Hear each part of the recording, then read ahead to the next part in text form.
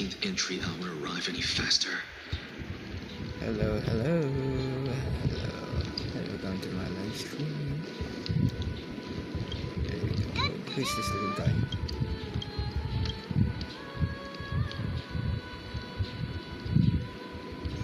What's this? Priest.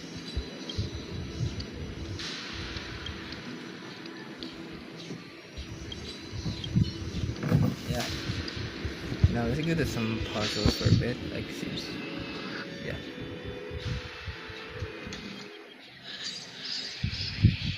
Ooh. Because like how do you get which one? No. No.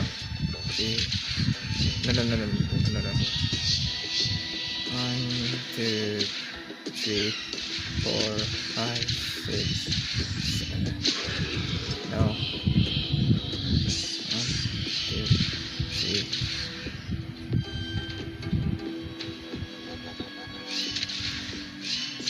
6, 7. Shit. 3, 4, 5, 6, 7.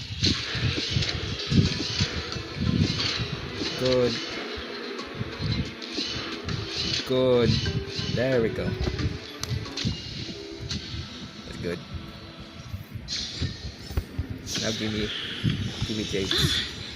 Make sure you keep it safe. Ready, Jades, baby. Let's go. Yeah. What? The dust though.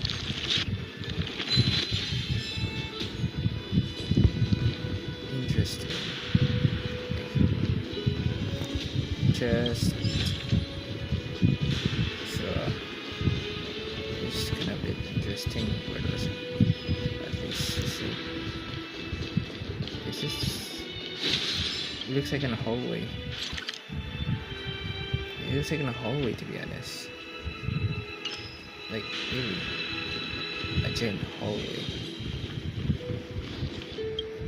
But first of all, before we go enter to that next part, let's see some unfinished things. Like, is there a chance like collecting torches?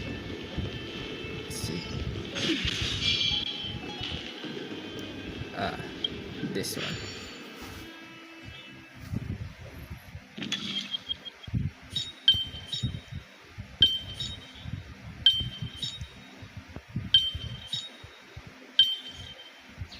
What do you mean? Interesting.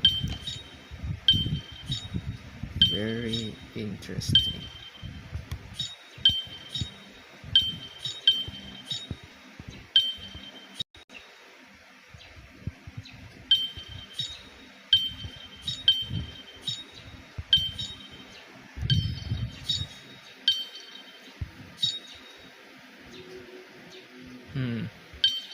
I don't know.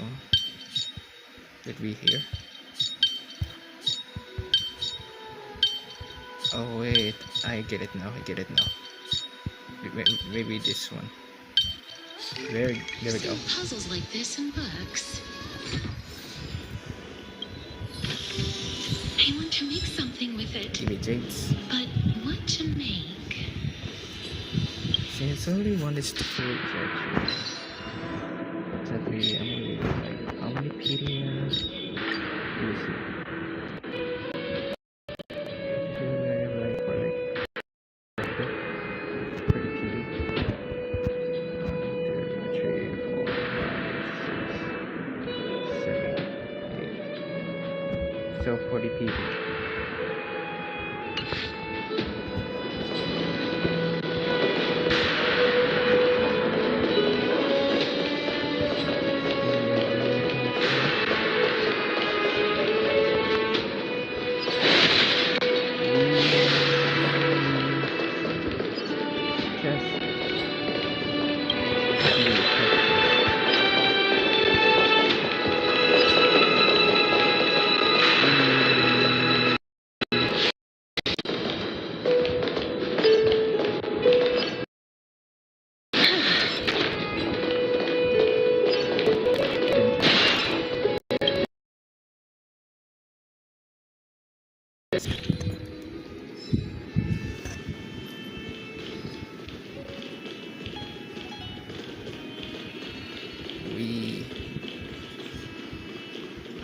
Oh, so this is the Neopats.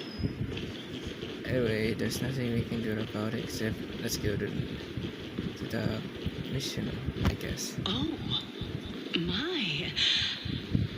Series. Plant, every tendril, no, even every leaf could be the embodiment of Circe's.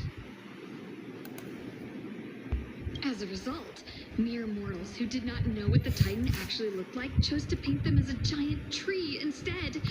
Their wisdom was portrayed as fruit to symbolize how they shared their knowledge equally among the masses. Such exquisiteness indeed.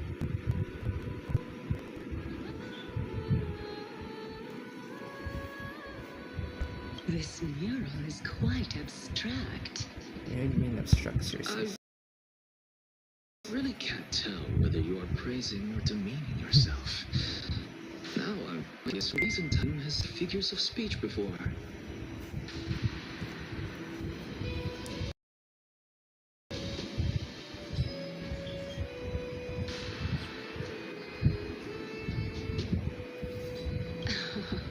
Of course, I find such stylistic devices interesting. For all we know, this could be the answer to the question, what exactly are we?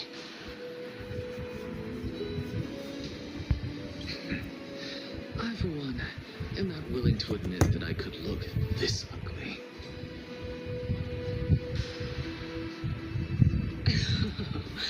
Was this the reason why you failed in your attempt to refine my soul when we were ambushed at the Grove?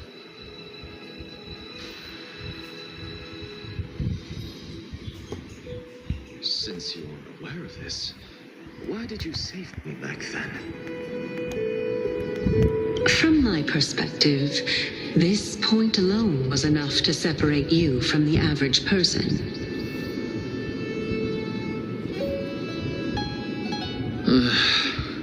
How do two lunatics coexist in the same brain? Two lunatics. You're a Therefore, lunatic. it seems that your journey to Dawnfloud this I time didn't is know not that just to Anix seek is a protection. lunatic. Oh my god. Anix is a lunatic. What then is Damn. the intention behind your actions? I mean, Alexa. The entire plan is stored in my memory. So why don't you look there? Then don't mind if I do. 1 year old, 2 years old. Oh my! Even a member of the preeminent Seven Sages must hug his droma stall to sleep. How interesting. That's enough. How unusual. Your soul is actually trembling. This must mean that behind this toy hides a secret that nobody knows. Right? Since our days are both numbered, I don't mind telling you more about it. This is a present that my sister gave to me. It's a doll that was made to look like our family pet. So there are other members in your family, eh? Are they also living in Akama? Don't you just love to pick through my brain? Go on, continue flipping through my memories.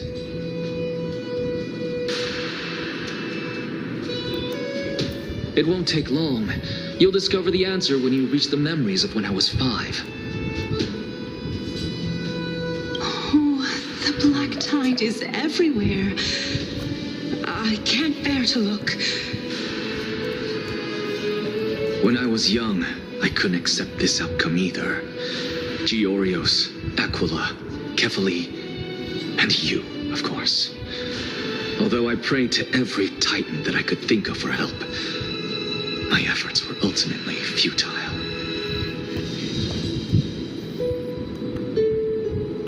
This...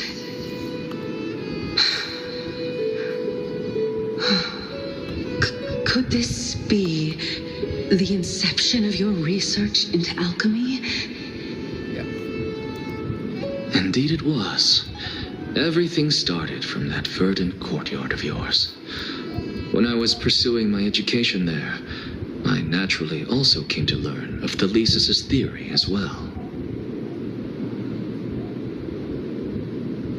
Oh, I remember that person. He was the one to come up with the concept of souls, right? Not only that, he also believed that life, as well as the composition, movement, and transformation of matter, all stem from souls themselves. This is why I thought that since all living things stem from the same origin, why could I not sacrifice myself in order to resurrect my nearest and dearest?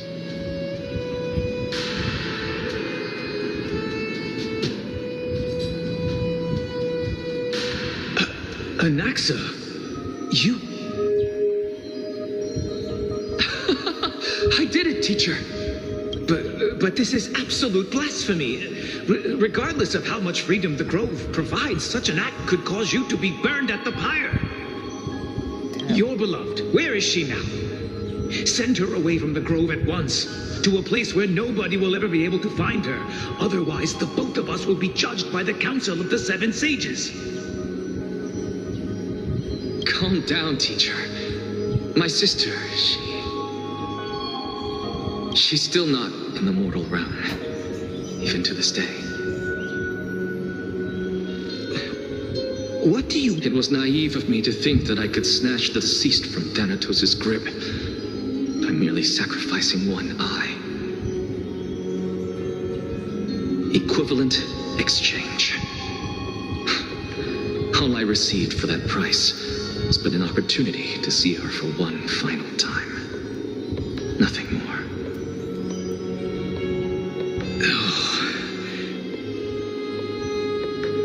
Let it go, Anaxa.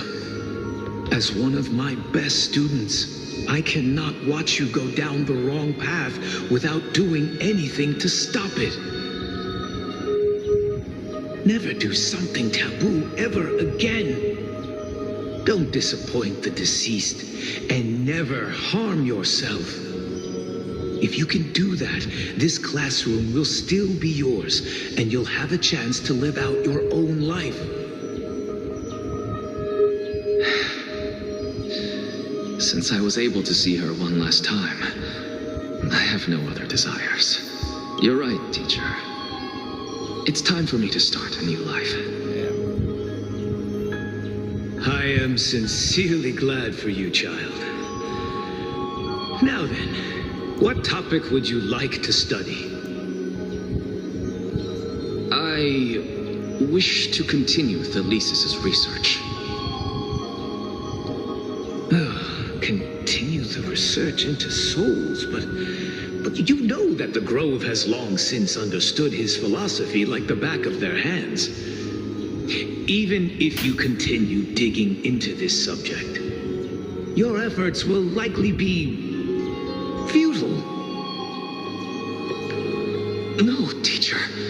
After my fleeting glimpse of the deathly fog, I finally understood a single truth.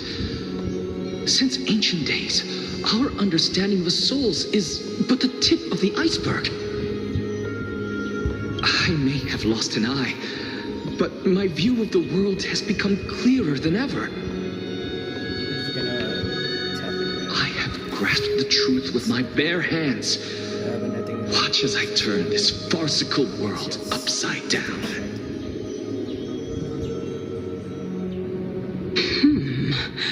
Who would have thought such a secret lay concealed beneath that hefty eye patch of yours?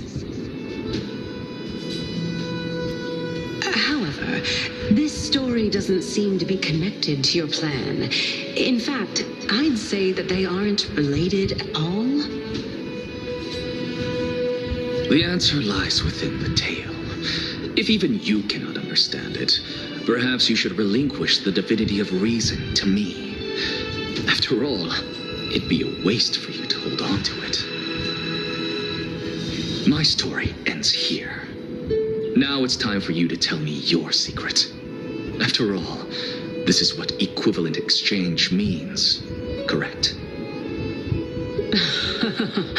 As expected, you laid a trap for me to step into. Unfortunately, even if I was willing to talk about my past, I may not know more about it than you do. Oh? Are you saying that the renowned Reason Titan is now admitting a lack of wisdom? Your followers are going to be sorely disappointed by this.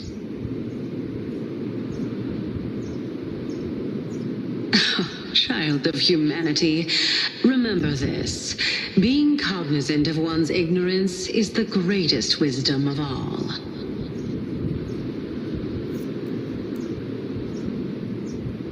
Now I understand. No wonder you asked me to answer your random, nonsensical questions.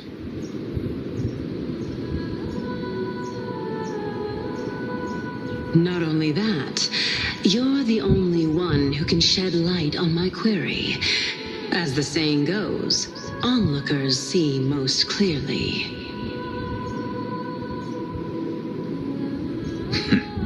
Is that so?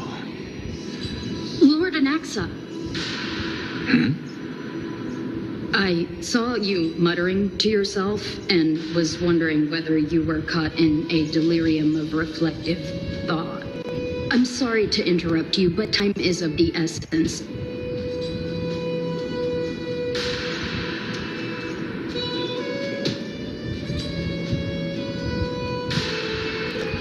I have a message from Lord Lygus. Lady Kindness has met with some elders and is awaiting your arrival.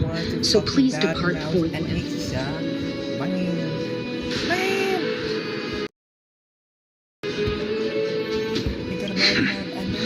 It's finally time. It's finally time, he said. Carefully. The one who created the world, and the one who bears the world.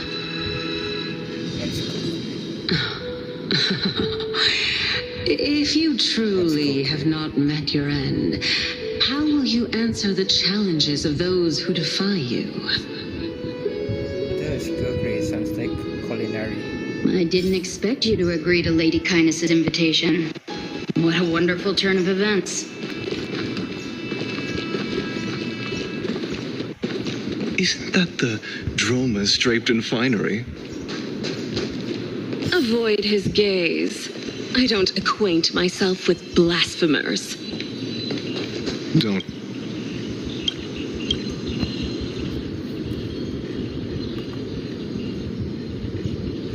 I don't know what's cookery. Yeah, I don't know what's cookery. It sounds like culinary arts to me.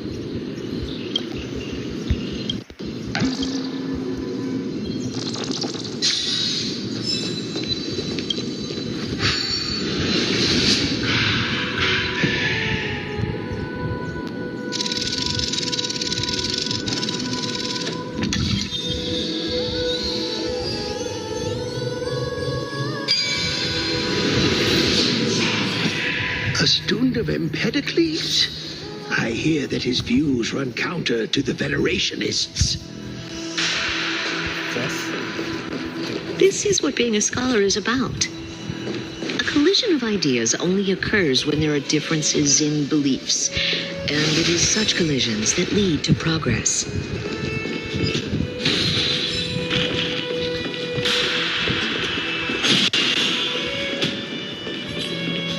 Lord Lygus and Lady Kindness are just ahead. I'll take my leave for now. Yeah, sure. Damn, that's huge. So this is the council. Damn. You have like a huge council right there.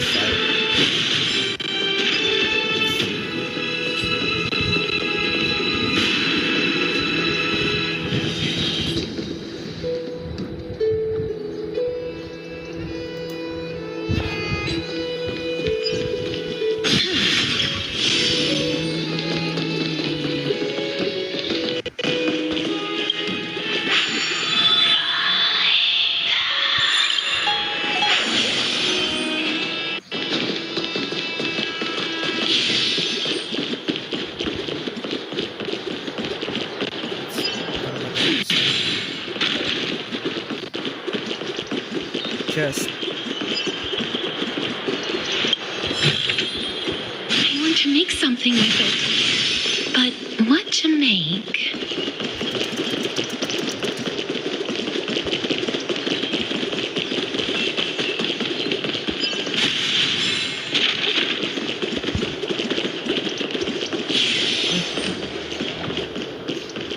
How do you know? Where do you find... Oh. I think I was blind.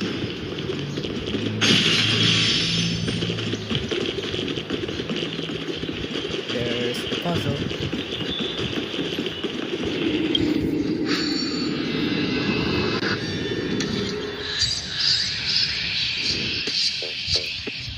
What's cookery?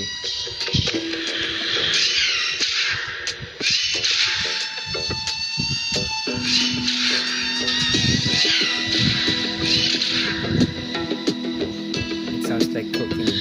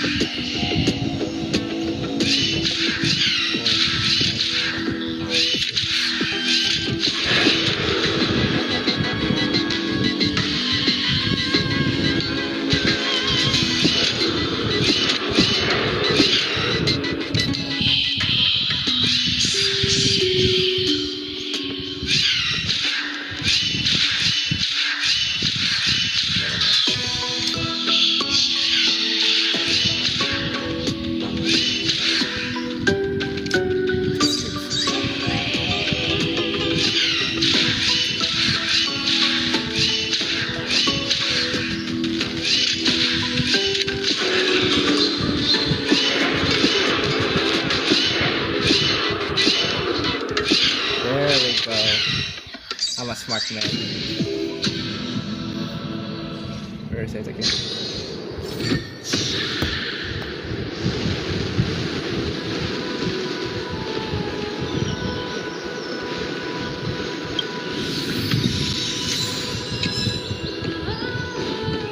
Here's all our puzzles.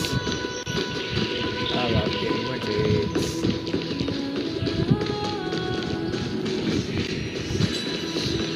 Search as obtainable.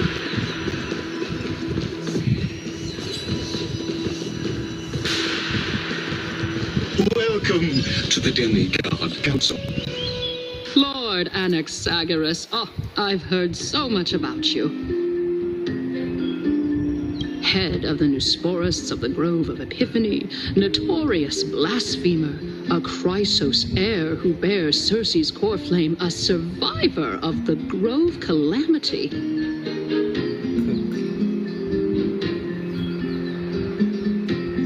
Did I miss anything? Well, if so, please be so kind as to enlighten me.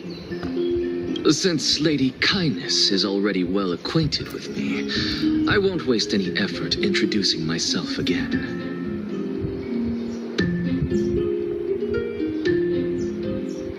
But then again, perhaps the customs are different here. Back in my hometown, there is a form of etiquette known as honoring guests. The host will welcome their guest with warm hospitality by treating them to fine wine and a cozy bed.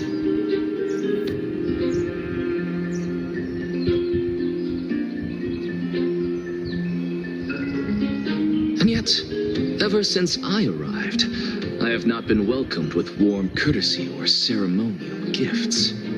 Instead, I am met with intense scrutiny. Even more absurd, the host has sharpened their blade and instructed their servants to lie in wait in the shadows.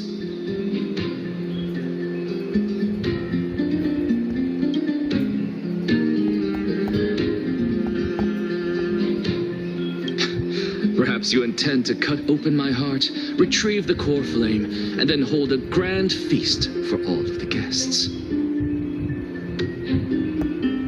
Everyone, stand down.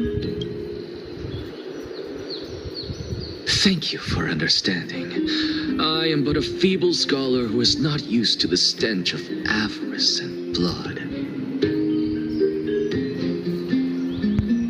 No need to be humble, my lord. From my perspective, your courage and gumption are worthy of the reputation of the Seven Sages. Your bravery is more than adequate to accomplish our perilous endeavor.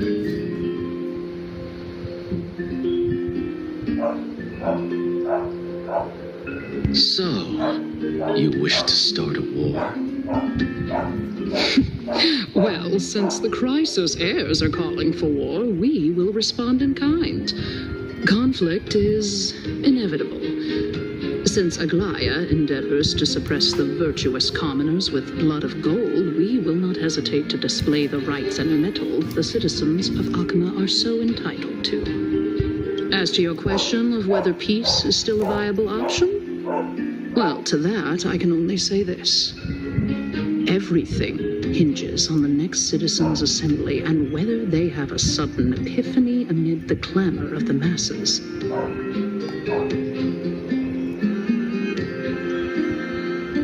And since you, as a Chrysos heir, accepted our invitation, you have indeed given us a glimmer of hope.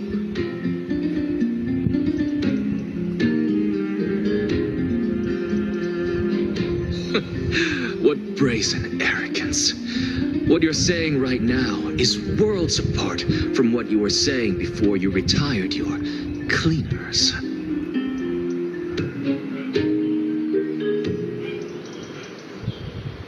I don't deny it. After all, they're responsible for cleaning up any threats, and just a moment ago, you were on the side of the Chrysos heirs.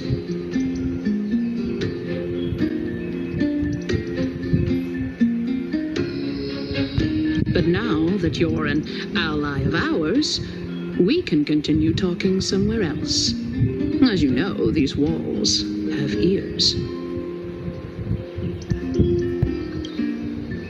I was fortunate enough to have the opportunity to discuss a treatise about the Venerationists with your teacher, Empedocles.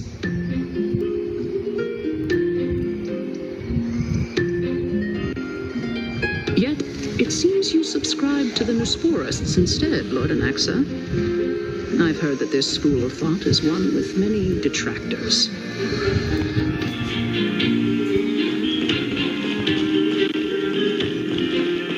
It's normal for ideas to have supporters and dissenters, just like how there are two types of people in this world: geniuses and dimwits. That's like Alexa would say that. Come on, move. Yes, move your butt forward.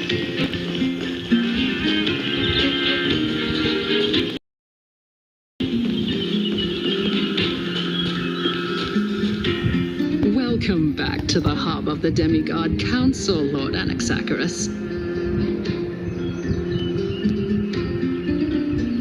Surely you remember that countless eloquent orators have stood in this spot before and emerged victorious by stoking public sentiment with their words. And yet there have also been innumerable blasphemous philosophers who set themselves up for failure because they refused to defend their actions.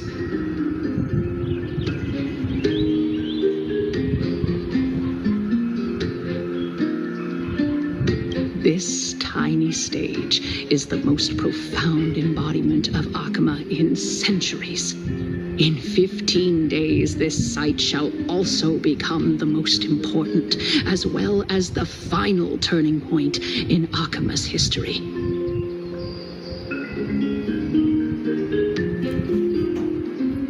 May the both of us carry out our duties with honor and lead the masses back toward the Erechrysia, a golden age with no death, strife, or trickery.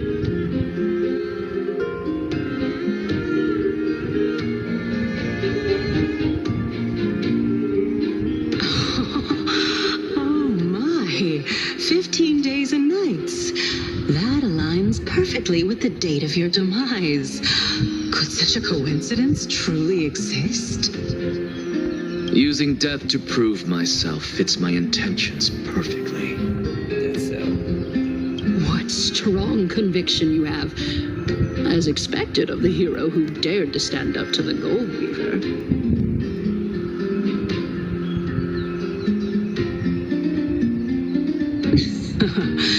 As expected, she misunderstands you.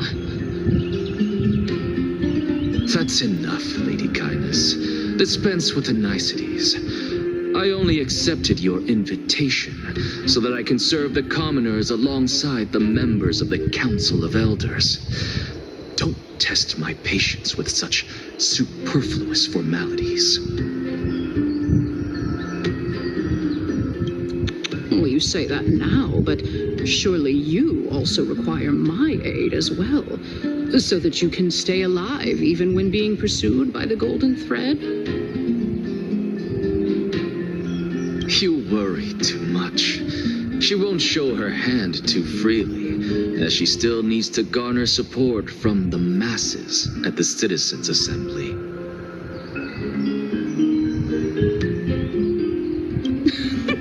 Even someone like me can tell that only a sliver of her humanity remains. Surely you're not asserting that she will definitely act in a rational manner.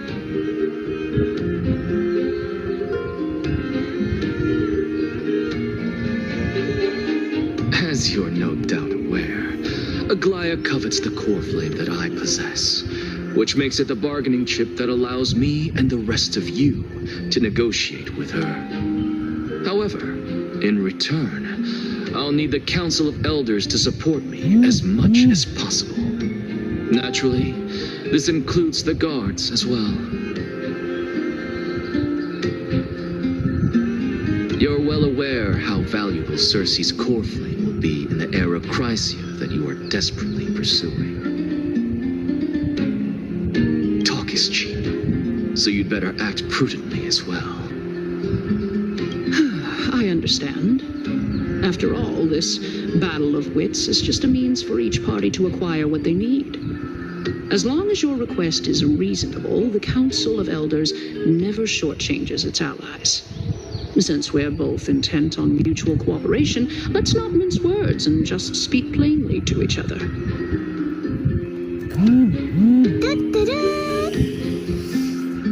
Let us decide how much we can secure for ourselves and how much we're willing to sacrifice like true philosophers, with our words and wisdom. An example of holy cow.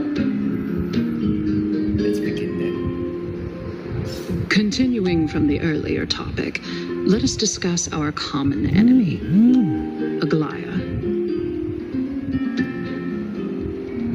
She is the second most experienced Chrysos heir across the whole of Akama, who has gradually lost her humanity to the ravages of time and the ablation of the core flame. A formidable opponent indeed.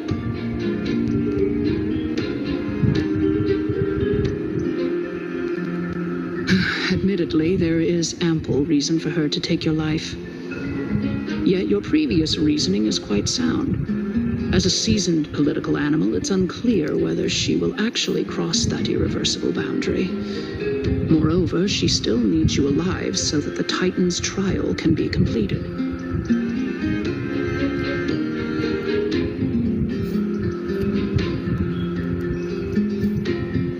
Is there anyone present who can swear by the sacred vow of Kefali and guarantee that you weren't in league with that woman before coming here?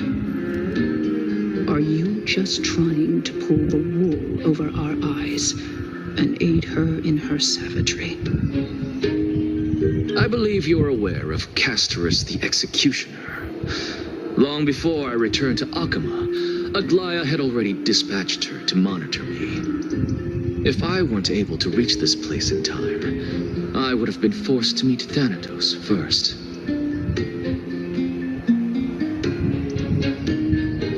As compared to a comprehensive plan with uncertain results, if you decide to cut open my chest and remove the core flame, that settle her nerves even more? Everything is in place.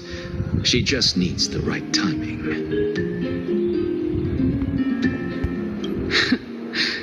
I understand what you mean. At the very least, the both of us agree that this tyrant who wallows in extravagance and greed is the greatest threat to achieving peace in Akama. The Council of Elders is willing to defend your right to live, just as we defend every oppressed citizen.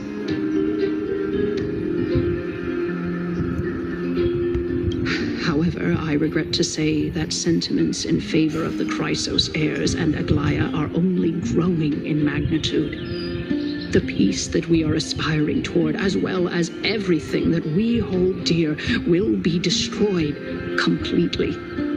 The city will be burned to ashes, and the citizens' blood will be shed.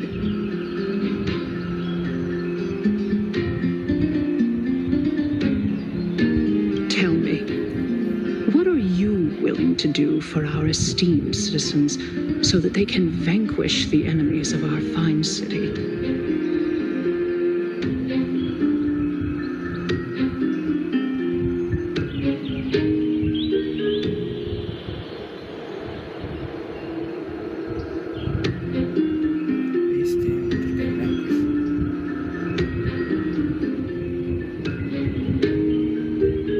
Circumstances are rather unfortunate from an objective point of view. It is an undeniable fact that ever since the Grove was attacked, I have become the de facto leader of the Grove.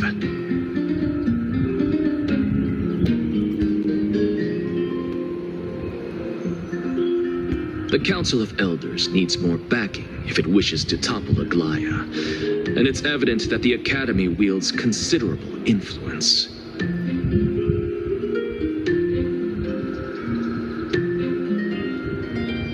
At the very least, I have served as the Grove's special envoy to Akama for a significant amount of time. Of course, this also means that I will hold a crucial vote at the Citizens' Assembly. In the name of Kefali, Akama thanks you for your sincere and valuable thoughts.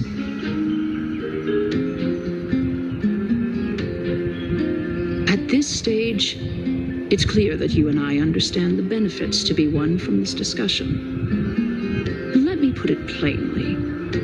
The Council of Elders has always been renowned for its fairness, and that fairness is built on a foundation of sincerity.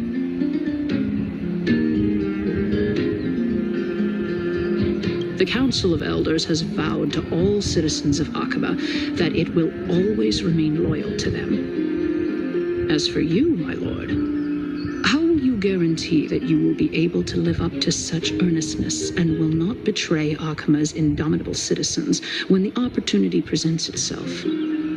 Just as you now betray Aglaya when it suits you.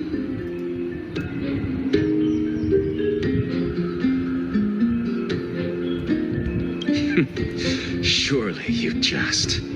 My loyalty does not need to be proven. The fact that the Council of Elders is asking for proof of my loyalty is itself akin to a form of betrayal.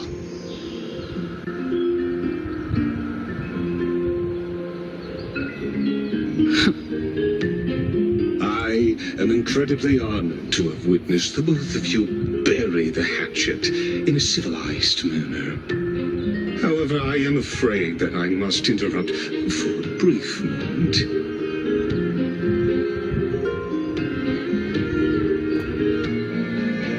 As the Theoros, I have observed the following. Lady Aglaya, the Goldweaver, is currently on her way to Dawncloud.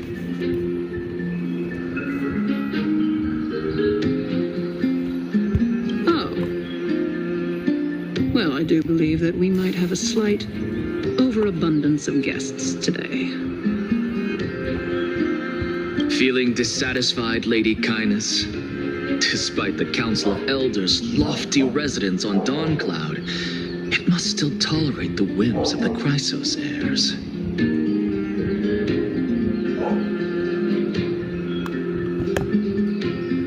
So you were holding back just now. Seems like you are better at playing this game than I. In any case, I'm glad that she's arriving here.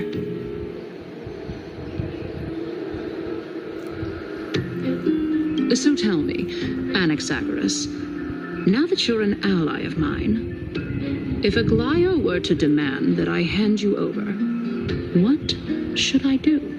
You can do as she says. Tell her that the Council of Elders merely wished to chat with me and had no intention of offending her. However, by doing so, the authority of the Council of Elders will be as thin as papyrus that has been soaked in blood. Not only can it be destroyed at the slightest touch, but the Council will also lose possession of a valuable core flame. No, more like 2 core flames. After all, at the next Citizens' Assembly, that young lady who is synonymous with death will also be standing on our side. Oh? How can you be sure of that? Is that of importance to you? All you need to know is that I have a plan. In my opinion, you should be more worried about the impending threat. If Aglaya can seize me in full view of the masses today, she could also dismiss the entire Council of Elders in one fell swoop tomorrow. If that happens, the discussion that we've just had will turn into an utter joke instead. Is this the outcome that you wish to see, Lady Kindness? Fine. I will handle this matter appropriately. But you do best to remember this. Fool the people and karma will be on your tail. I'll overlook it this time, but don't count on there being a next time. Unless, of course, you crave cruel punishment and consider suffering the perfect state to ponder the true nature of souls.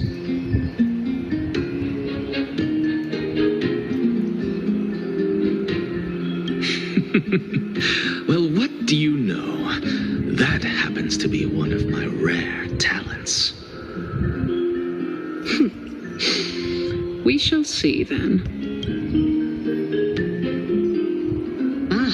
I've got to say that you've managed to really impress me again. But shouldn't you be going after more? Dying to know what I'm after. I mean, I'm the reason Titan after all. It is in me to ask and seek answers. Easy there. You'll learn the answers soon enough. I didn't bring it up with her purely because she doesn't have the means to give me what I truly want. It's as they say, onlookers see most clearly. The true masters of Dawncloud have always been the Theoros, who watches over everything.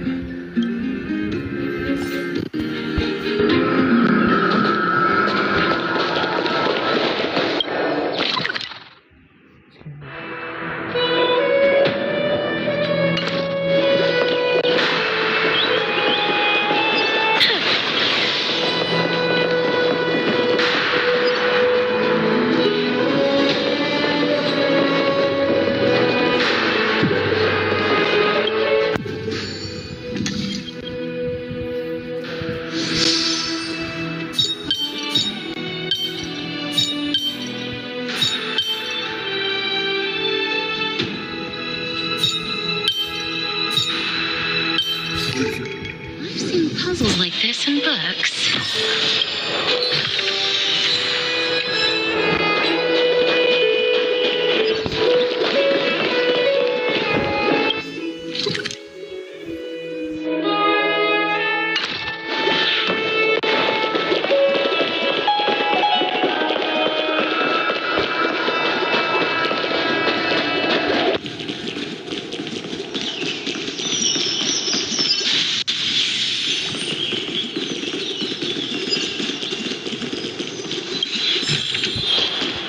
To make something with it. Like what to make?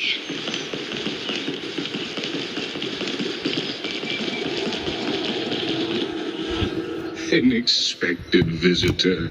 Welcome once again. You know, you could actually skip all the pointless debate and come straight to me to seek an audience with Kefali. I have no reason to refuse you, do I? You may not, but kindness has. Whoever gets hold of Kefali's core flame will get to rule over Akama. She's wary of me, so naturally I had to gain her trust. I would say that debate was not at all pointless. In my view, this individual has gone to great lengths to get close to Kefali. He might very well be plotting something nefarious against the Titan. Are you still willing to let him pass, knowing this? Yes, very much so. All living creations are always free to visit Kefali's transcendent vessel. This comes with being the world-bearer. How convenient it is to be able to hear what they say. It is truly my honor to speak to a venerated Titan in person. Please, go ahead. Let me join you both on this journey. A bygone myth tells of an occasion where Kefali once answered their followers' questions on the peak of the holy mountain. Their followers have since believed that scaling this Titan cliff is one way of being with the god. Hear that? It's not every day that you get to climb a mountain with Circes. You should sing a hymn of praise.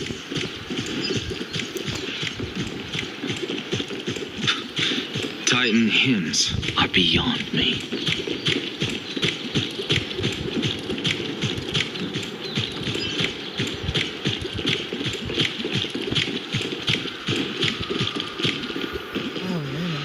Go on ahead. Take this Yanis shortcut, and the long pilgrimage stairway will be waiting for you at its end. I have to admit, I never expected you to not ask me anything. Not even my motive. Because I know very well what it is you are after. As the saying goes, a gentleman helps others achieve their goals. I have a feeling that your theory will be validated at the end of this journey. I believe Kefali will not deprive you of your right to ask your question, especially now that you're on the brink of death. You must be closer to Kefali than anyone else. Wouldn't you agree?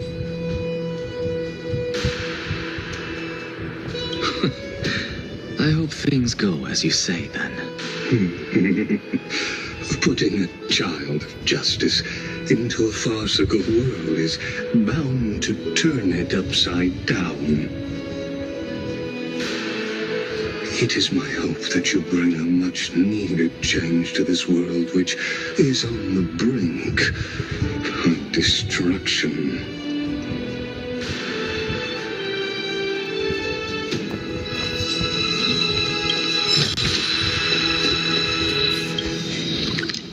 Just how large it was. That's all.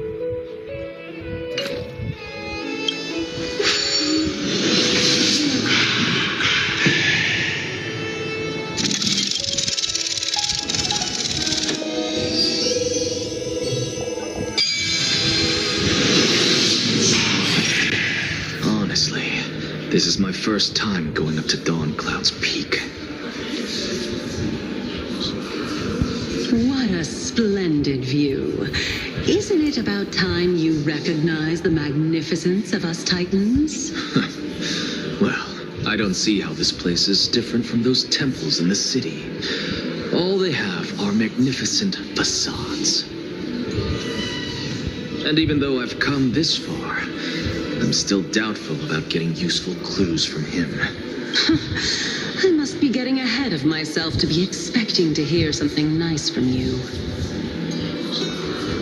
Oh? Haven't you been in my head for some time now? It's high time you get used to how I feel about things. All right, we're just a short hike away from Kefali. No time to waste here. So the intellectual debate from earlier was too draining for you, huh? If Amphorius gets a new lease on life, you should focus on strengthening your body and stop shirking social interactions. Save your concern. The Titan is in sight. Can you make it? Why? Are you going to carry me up if I were to fall now?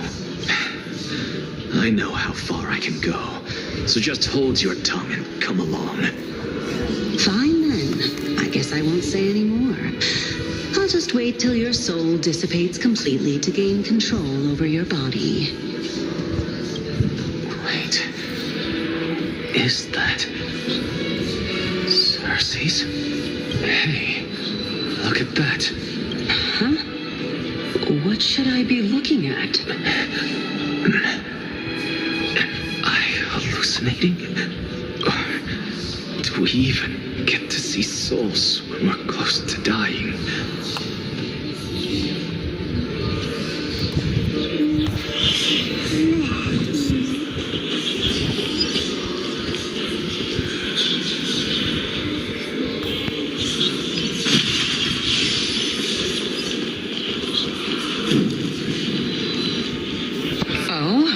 Why didn't you bring your favorite spear with you on this trip, Nias? Nias. I know I've heard this name somewhere. It's unfortunate. The black tide destroyed every last inch of my calyx. How could that be? Even a creation of Georios, from their prized ores and molten fire, couldn't escape the fate of destruction?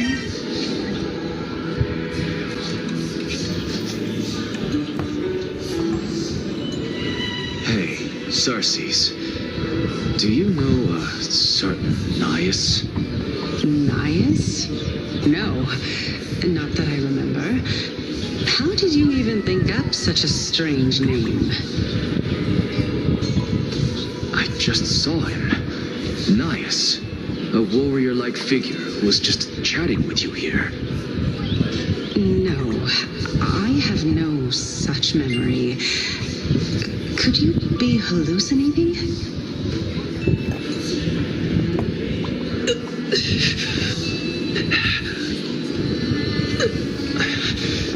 This is a departed spirit.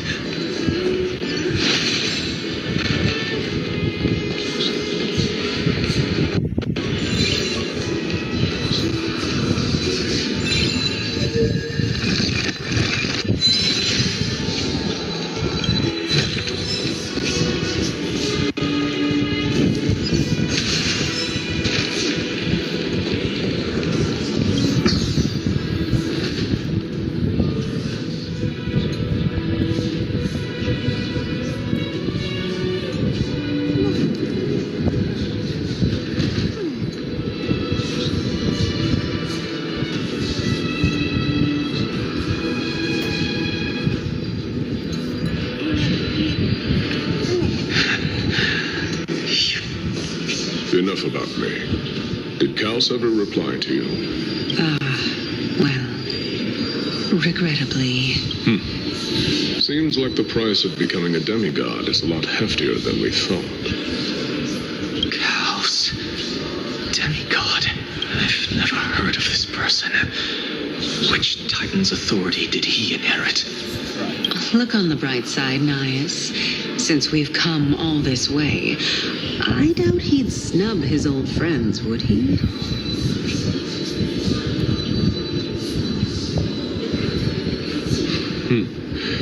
Let's just hope we mean as much as the world to him. Hey! Are you seeing that same hallucination again? Yes. It's still you and Nias, but you're now talking about a certain Chaos. I'm guessing he's one of your companions? Chaos? This name sounds just as strange to me. Never mind. I think I know what this is about. If things are as I thought, then they aren't hallucinations, but the souls of people. What? But if those are the souls of the dead, then what am I? Beats me. For all I know, you're just an illusion I conjured up in my dying moments. Let's just keep going. As long as I take in more sights and hear more stories. Know your limits. Wander too far among the dead, and even I might not be able to save you. Fine. If this is indeed as I thought, then this will be very amusing.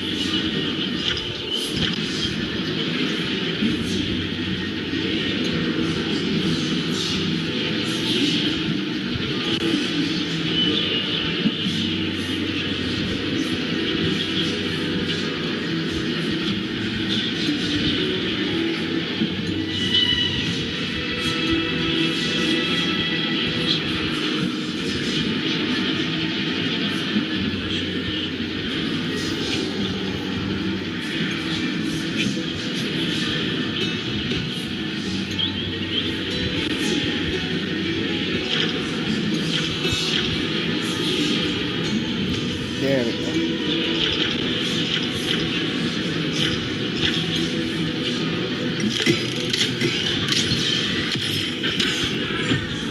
There we go. Let's stop that.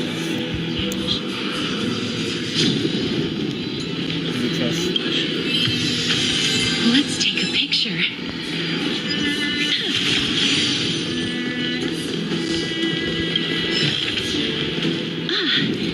Make sure you keep it safe.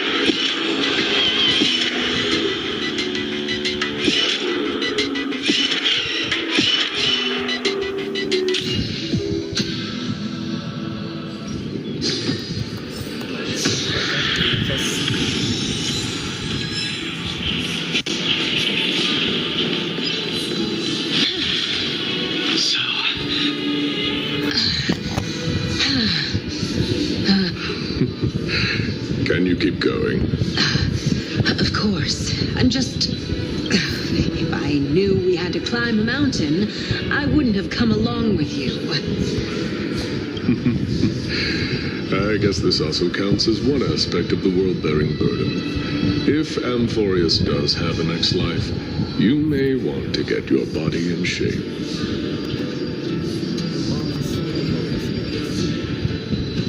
Keep your sarcasm to yourself. I'm not getting anything of value from them. I would sooner throw myself off this cliff and hit rock bottom than exercise even a little.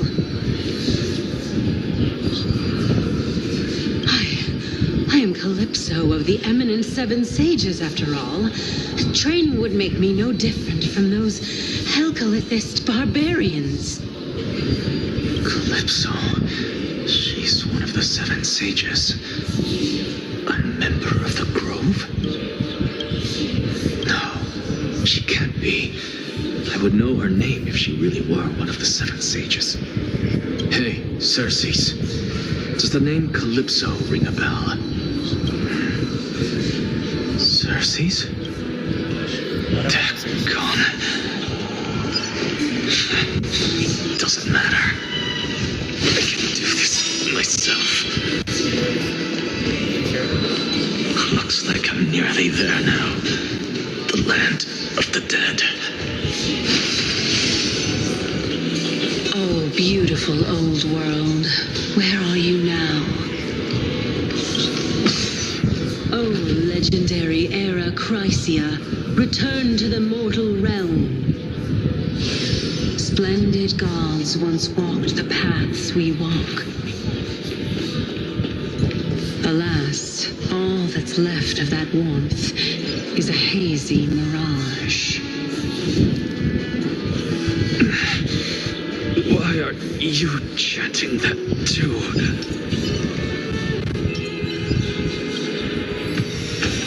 Let's take a picture.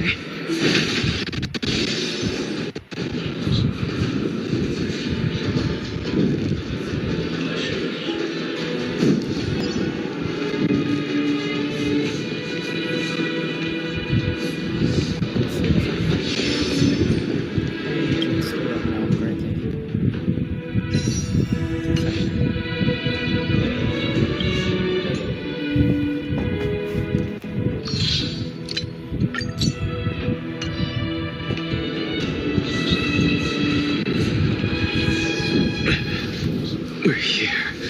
Finally. So, I don't get to ask the Titan my question. But all of you make for a pleasant surprise, nonetheless. Very well then. Let me uncover the truth for myself.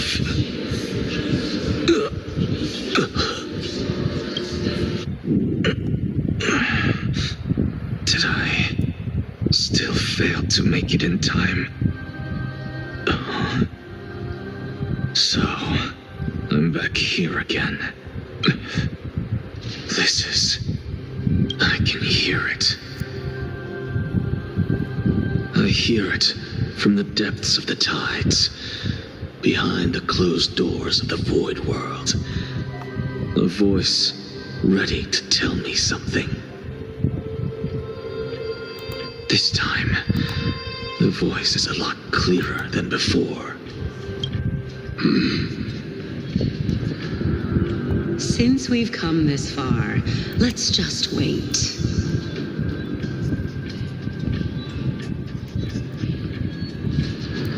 Lord Nias and Miss Calypso, are you both here to visit Chaos too?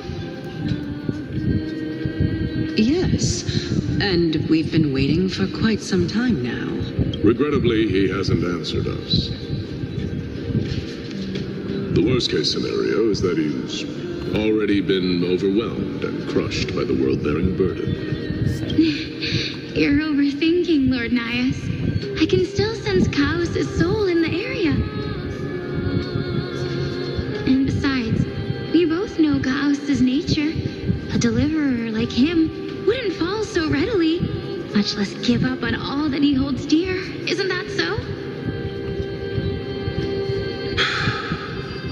Yes, I have faith in him.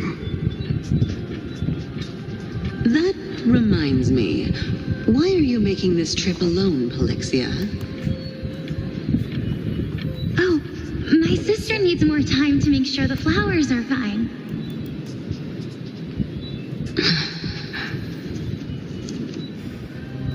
Such a pity. Both of you have hearts kinder than anyone else.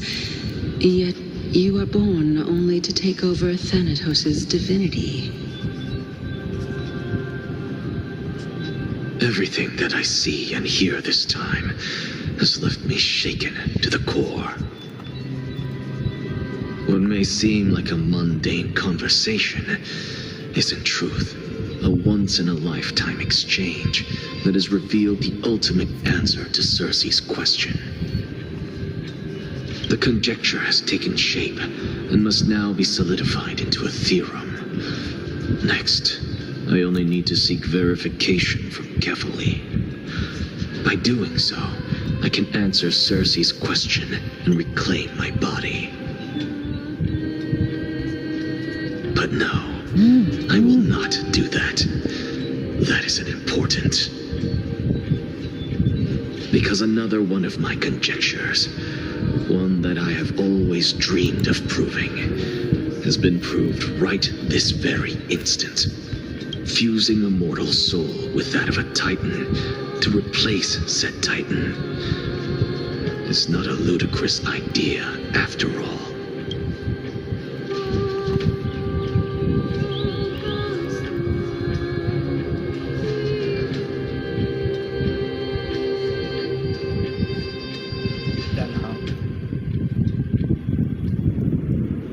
What are you thinking about?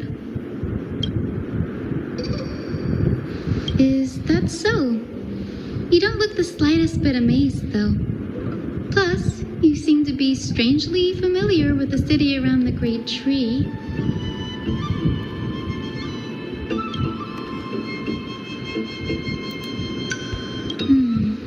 Events of the past, huh?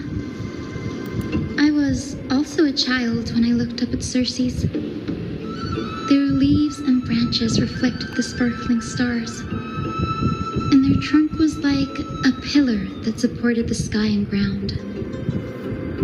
I stood at this very spot back then, imagining the day when I could climb to the top of this tree, because I would be the closest I can be to the sky at that spot.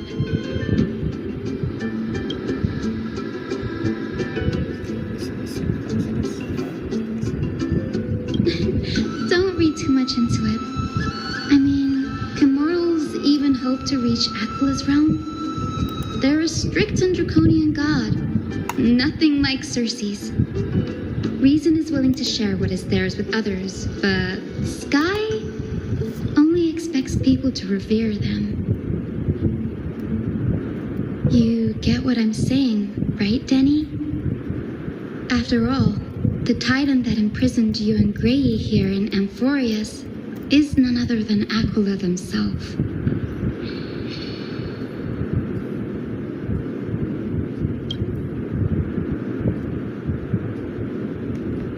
But there will always be people who dream of soaring towards the sky. The Grove has a wealth of research on Aquila, and that is exactly what we are here for. It's just... I never thought Grey would meet with something like that before we set off. As a physician, I should have been there by his side.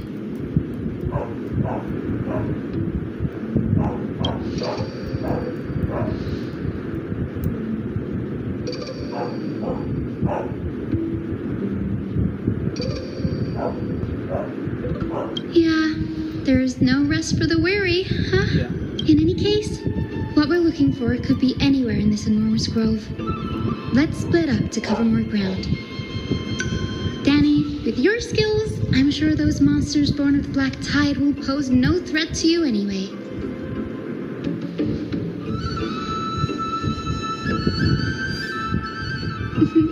Have you forgotten that you're talking to the chief physician of the Twilight Courtyard? Have more faith in me. I'll be just fine.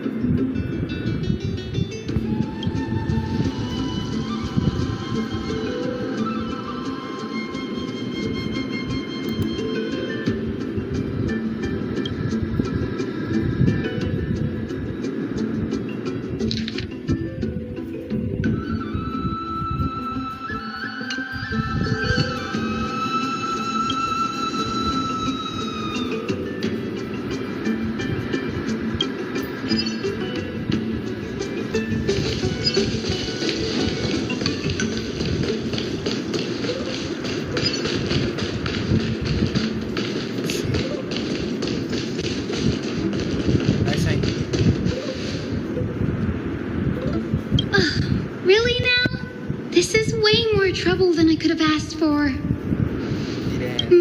Or you could sit back and watch. I'm kidding, Danny. Lend me a hand, pretty please. All right, now let's get him. Let's go. Wendy, bye. You did ibuprofen. Jesus, no.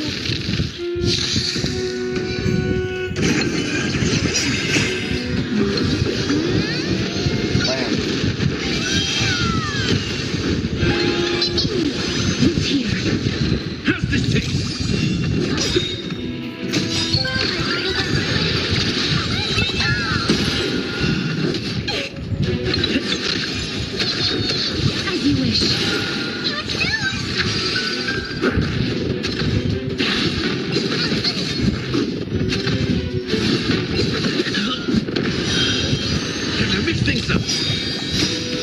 friend.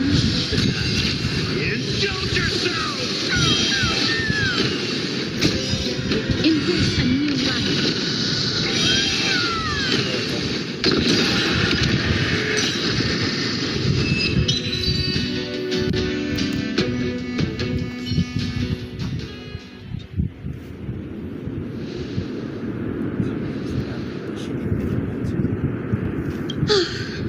The black tide is remarkably quick to detect the light of Amphorius. So or rather, the blessings of the Sky Priest in me, might have unknowingly called them to me. Anyway, never mind that for now. Here, you might want to have a look at this. I found it around here and thought it might be of interest to you.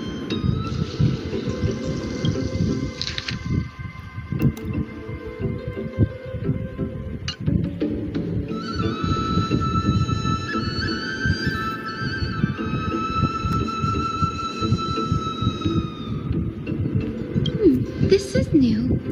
I didn't know Professor Anaxa was researching the sky. He's never mentioned anything about it.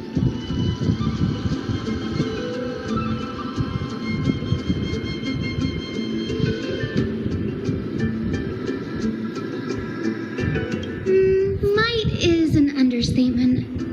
Anaxa has never been one to venerate the gods, nor has he ever found it within himself to put any faith in the prophecy. People have come to think of him as a heretic, even in a place as liberal as the Grove.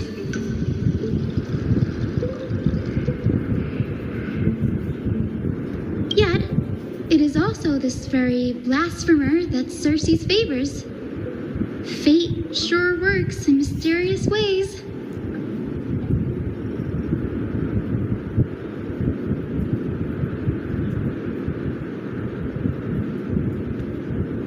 Oh, let me have a look.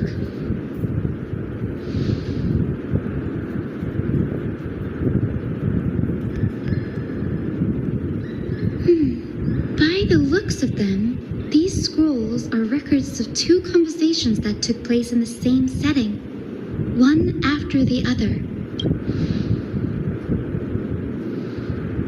Sure, go ahead.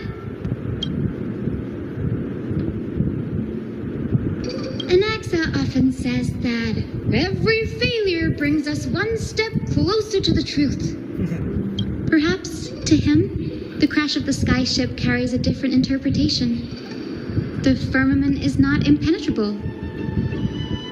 On the contrary, it was precisely because the sky ship represented the first step toward breaking free from the shackles of the earth that it provoked the wrath of the Sky Titan and brought divine punishment upon itself.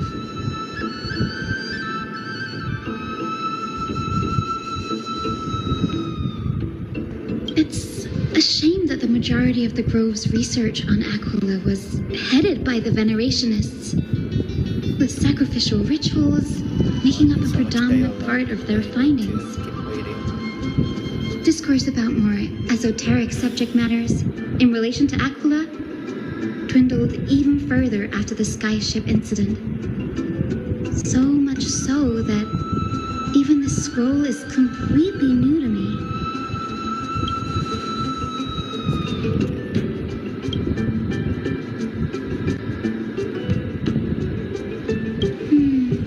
That's what I'd like to know.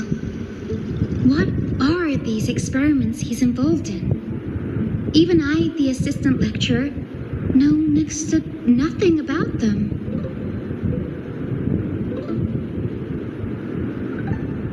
I have a bad feeling about this. Could there be more to what happened at the Grove?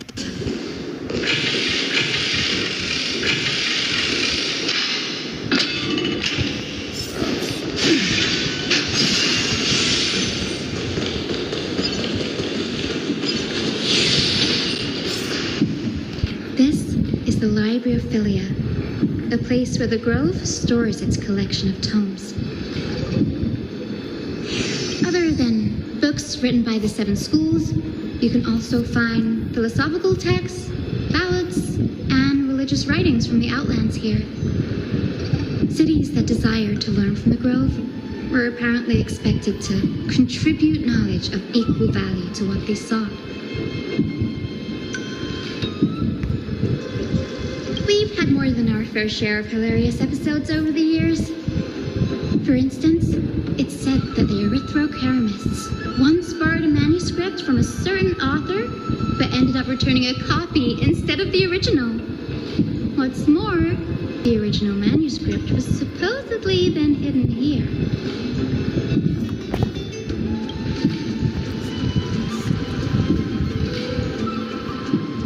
Nice?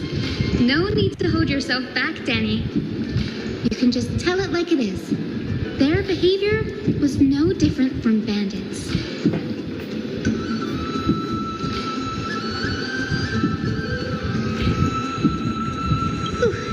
You've got me there. Some said you couldn't even find a dictionary in Castrum Kremnos, so I guess they were spared. There are too many books in the Library of Philia. Flipping through them all will take too long. Why don't we use the Biblioslate to search for the texts we need? We can bring them back to Akama for reading after that.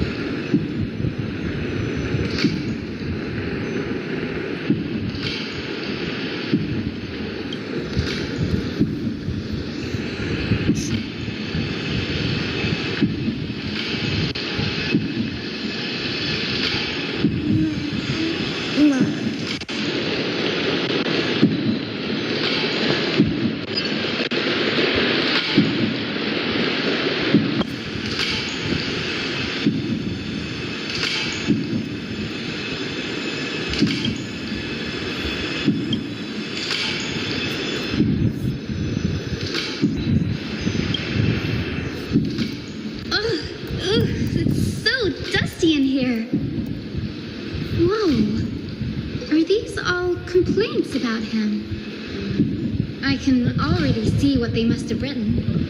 Anaxa has no respect for the gods.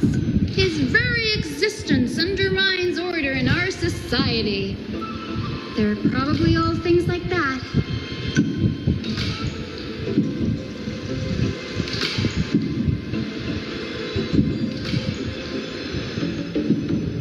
Why else would they call him the Great Performer? When Anaxer established his school of thought, the first thing he apparently did was read his own work to everyone. Are the Titans truly an accurate reflection of what humans think gods should be? Worlds created by gods are indubitably perfect, but what of Amphorius? Only foolishness and insensitivity everywhere you turn.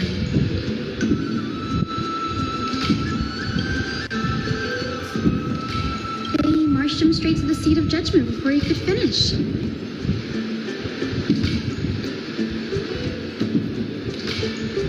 Though what he took on in the end was more of a debate than an actual trial. He had to address every one of the scholar's allegations, or face expulsion from the Grove.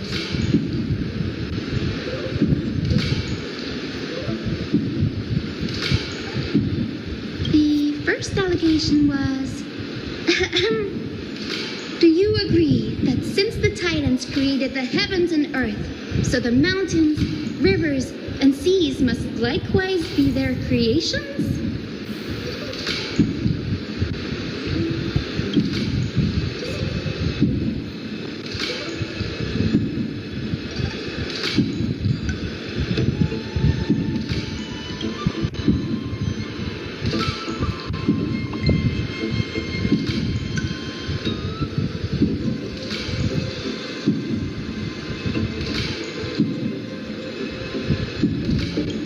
Would have probably been spared a lot of trouble if he had answered this way. Instead, he quoted past instances of the Flame Chase journey and posited that humans have the potential to take over the divinity of Titans.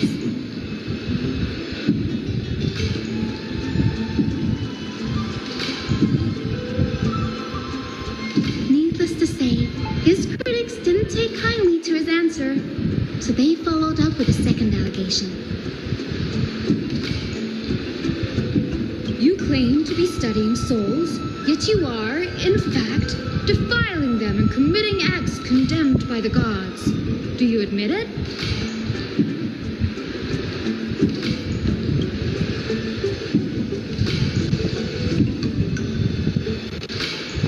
Anaxa always wears an eye patch, never removing it, even when alone.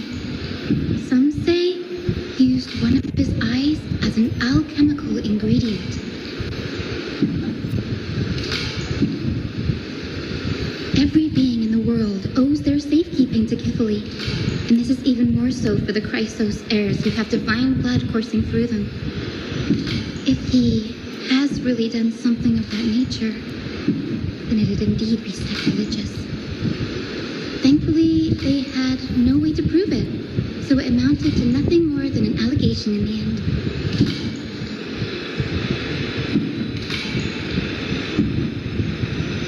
One by one, Anaxa engaged in wars of words against those who would challenge him. Toward the end, a scholar asked him, "Anaxagoras, have you any respect for the gods?" It was only after a brief silence that he answered, "I have never denied that titans are meant to be noble constructs.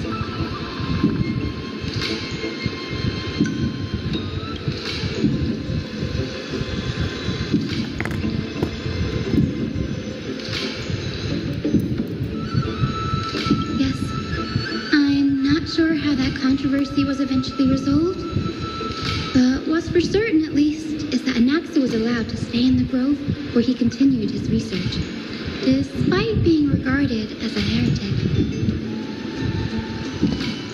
By the way, this stack of complaint letters has reminded me of a place in the grove. We may find clues there that aren't on the teleslate.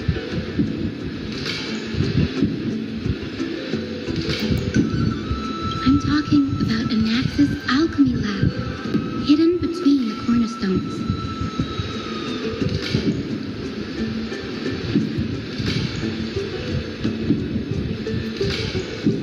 It's a well-kept secret. Among the 7 sages, excluding the nominal chief sage, each has a private sanctuary where they can conduct research undisturbed in their free time.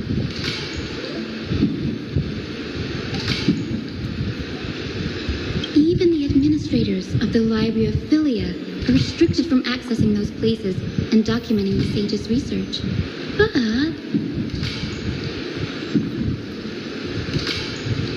with the grove in this state, I'm sure Anaxa will be mad even if we sneak into the lab for a short while. Right?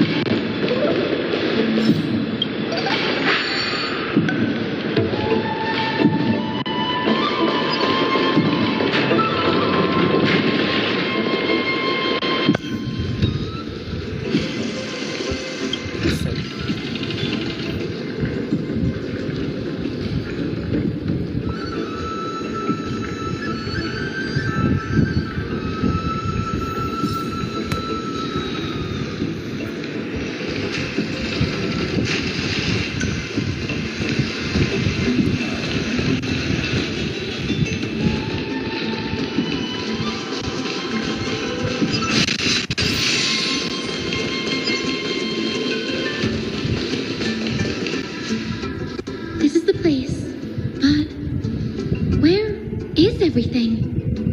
Materials for alchemical experiments, matrix diagrams, and even the seal to the lab. They're all gone. The black tide destroyed it all.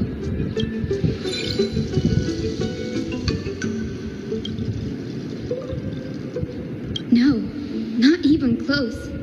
Not only are alchemy experiments high-risk activities, but Professor Anaxa also has a penchant for using bizarre materials. Students often saw him walk in looking bright as rain, but come out covered in soot with his hair singed.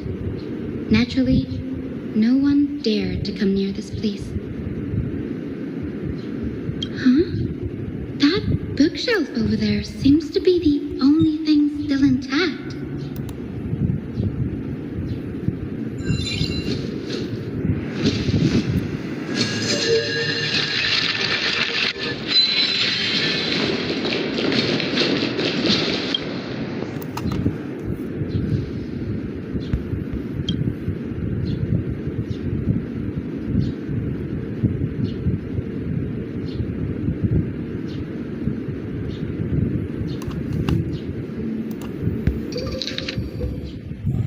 What's going on? Anaxa is conducting research on our friends in Alchema, and me?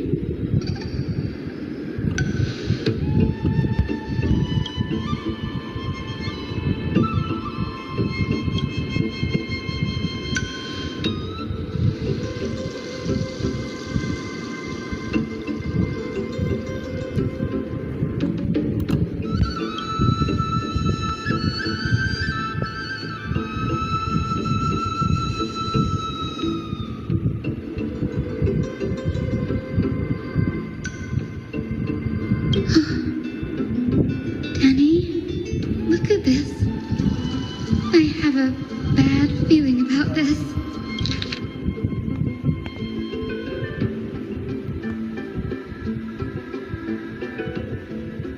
My biggest fear. It's come true. After going through his notes, I think I can piece it all together now. Anaxa was carrying out experiments on soul transmutation.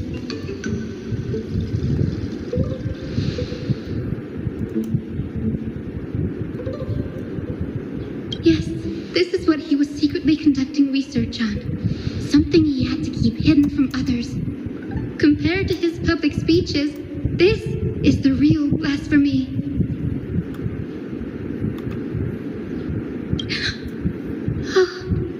I just thought of something. Do you remember when the black tide was approaching? The grove had planned to send Cersei's core flame to a safe place. But an accident happened along the way, and Anaxa lost his life in the process.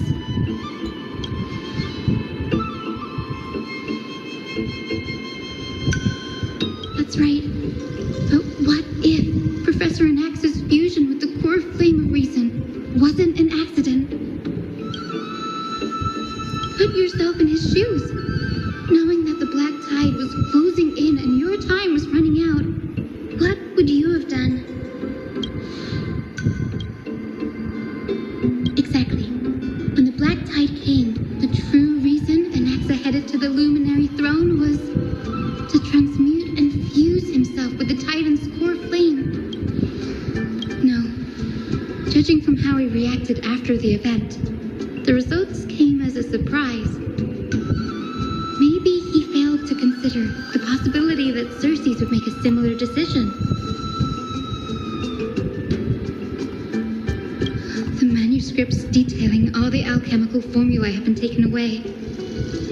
His research is still ongoing.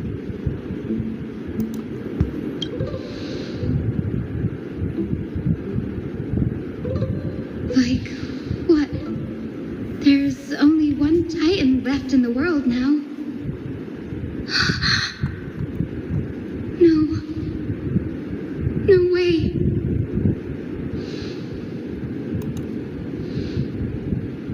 He's after Kefali.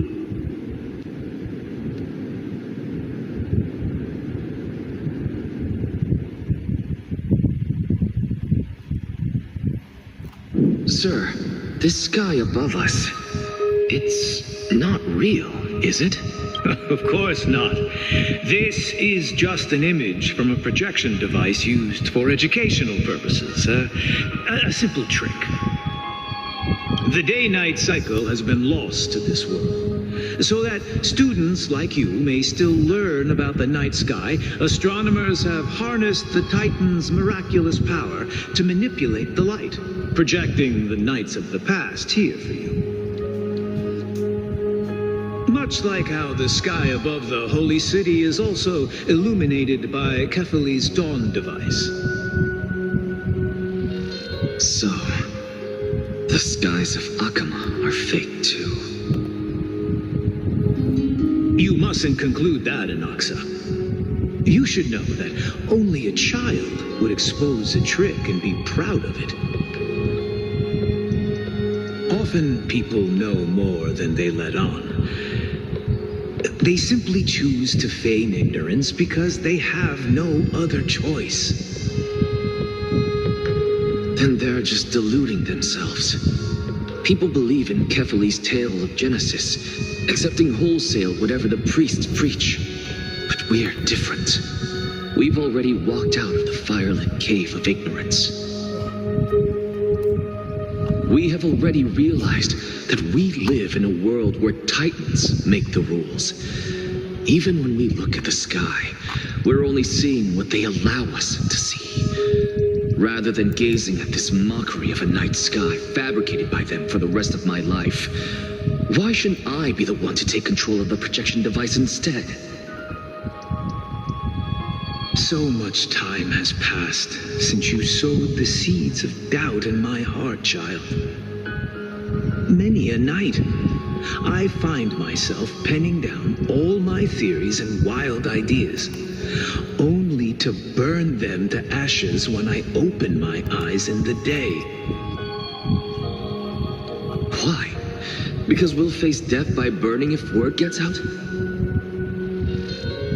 As a sage of the Venerationists, my soul has already become inextricably linked to the great tree.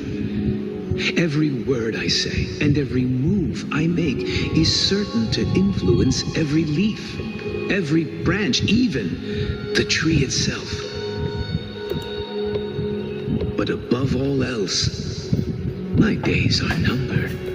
Instinctively, I have my doubts about the golden blood and the human soul, yet I have no means of verifying them. The golden blood in my veins is woefully thin, and I am loath to waste what little time I have left obsessing over a hypothesis that cannot even be proven in the first place. But I can, sir. I can do it for us. The time is right. Give me all that I need, and I shall accomplish this grand feat on your behalf.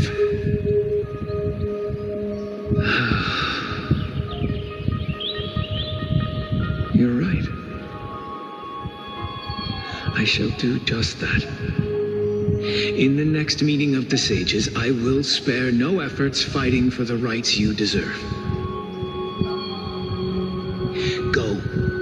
Establish your own school of thought. Find out what we are. Become the one who conquers the ultimate truths of the world. Child of humanity, you didn't go to such lengths for an audience with Kefali. Just ask him a few questions, did you? So, you figured it out. If I were as foolish as a Dromus, perhaps I'd throw myself down and prostrate before their greatness, begging for the gods' prophetic wisdom. Well, sorry to disappoint, but I'm no Dromus. Alas, I am a human, standing tall on 2 feet, possessing both intellect and pride. Before such power, does it make any difference whether you're a human or a Dromus? I'm sure you're familiar with the story of the Styxians. When the raging waves threatened to swallow them, they didn't just give up and become sitting ducks. No. They constructed a dam that kept the roaring tide at bay. chaining down the mad Fagusa.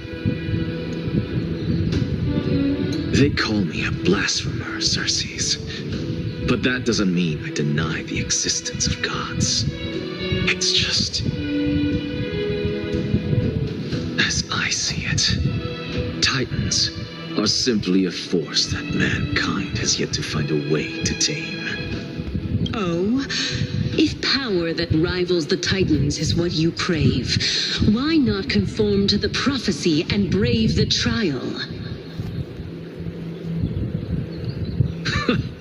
Why stop at harnessing the power of the Titans when I can do so much more?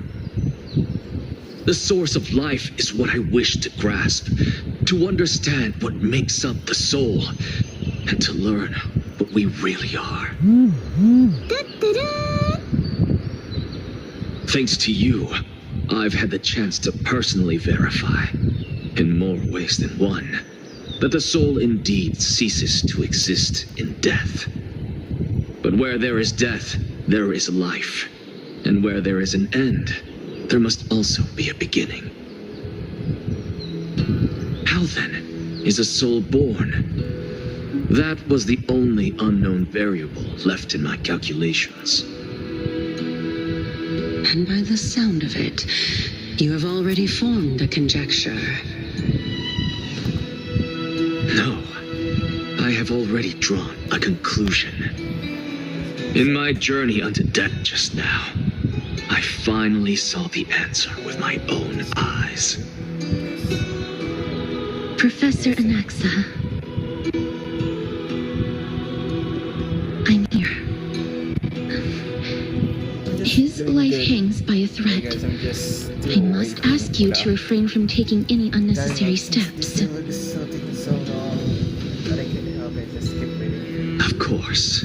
I'll bring this to a conclusive end and give you the answer you so desire. However, in accordance with the principle of equivalent exchange, I must also demand from you what I need.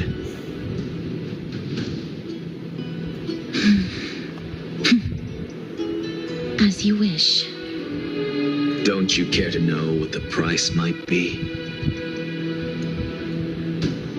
It's a matter of uncovering the truth about the Death Titan and his survival.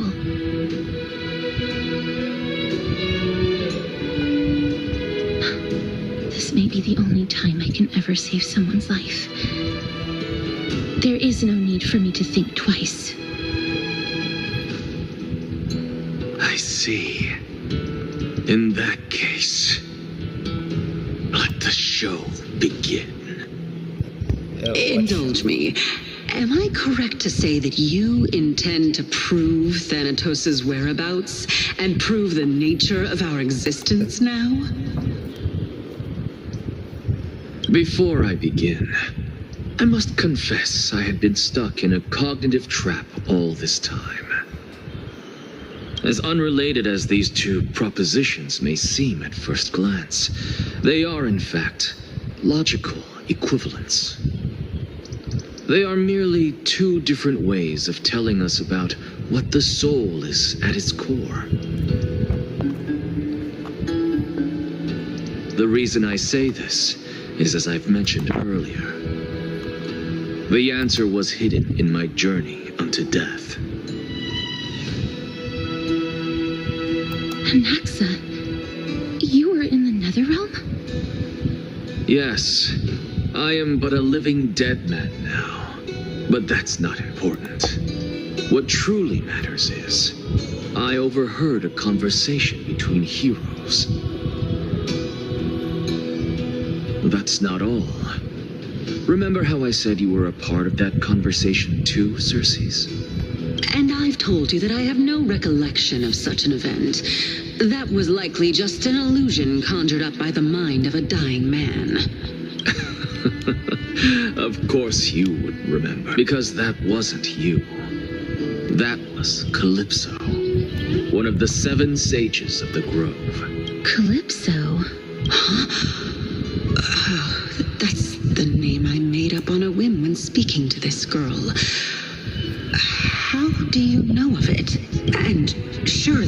You jest. Don't you think I, of all people, would know if that were the name of one of the 7 sages under the shade of my tree?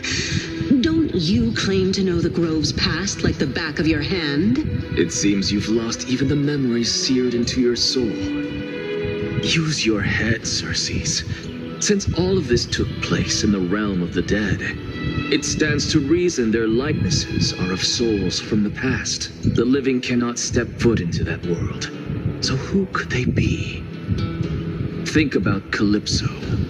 Why does she share your likeness? Yet you have no idea who she is. The answer is evident, is it not? Those fallen heroes are the mortal incarnations of the Titans before their ascensions to godhood. The gods aren't master creators born out of thin air, and they are no different from humans, because they all evolved from one. Does this answer disappoint you? Yes, because you've answered nothing. If I truly was once human, as you claim, then where do the children of humanity come from? Even on the off chance that you speak the truth, this brings us no closer to grasping Thanatos' whereabouts. How are we to find them?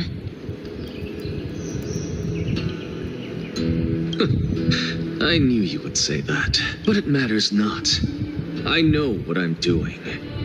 Actually, why don't we have this supreme being standing before us tell us everything? You can revive a Titan? Humans cannot return from the dead. Neither can gods. But all we need to do is look at this from a different perspective, and the problem will resolve itself. The solution is simple. Just like what you did to me. If I'm reborn as Kefali, I can rebuild the world and all within it as they once did. Simple, is it not?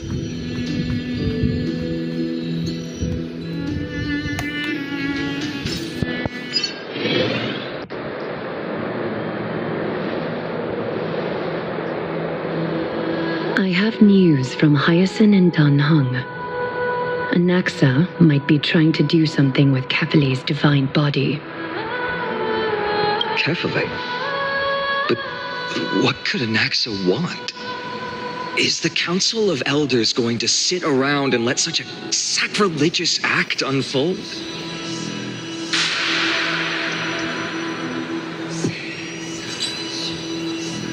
That is not possible. He is indeed the great performer, capable of fooling anyone and everyone with his tricks.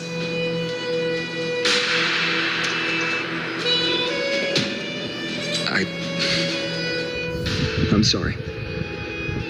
No need for guilt, for this is good news to us. The Council of Elders has found themselves a traitorous ally. Anaxa's ambitious desires will be something we can exploit. What we should be doing now is to keep our eyes peeled for whichever trickery Kindness is up to, and react accordingly to thwart her plans.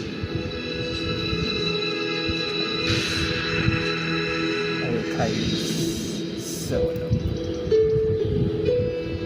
Being Akima's political center, the Demigod Council holds just as much significance as the Vortex of Genesis. Someday, after my duty is over, this site will take the place of the battlefield where you hunt gods, become the next challenge you ought to overcome. Till then, it's best to get used to this place as soon as possible.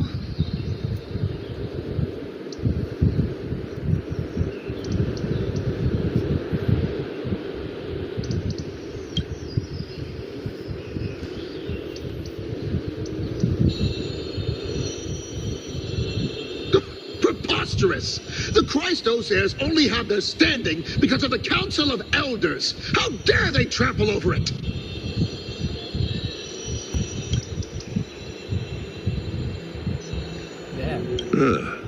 It's been a while. What is that supposed to mean? Is this really the sort of person that the young lord praised as a ferocious warrior? It has indeed been some time, Lord Crateros. What brings you here in such haste?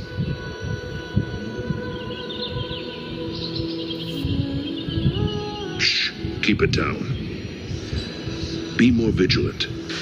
See those duplicitous dogs over there? They do the dirty work for kindness.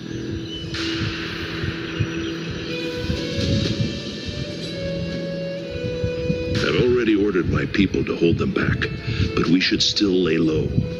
Unless you're itching for a bloody fight to get a workout in.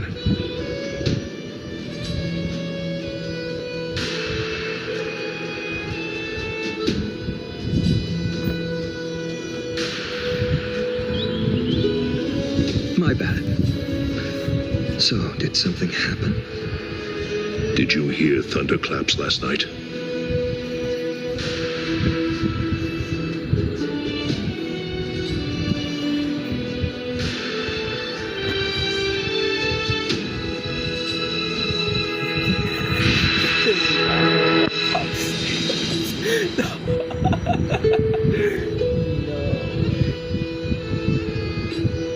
No way, that lie. No way. Thunderclaps are beacon signals of strife. They are a message from the young lord. He threw a spear bearing several words at Akama.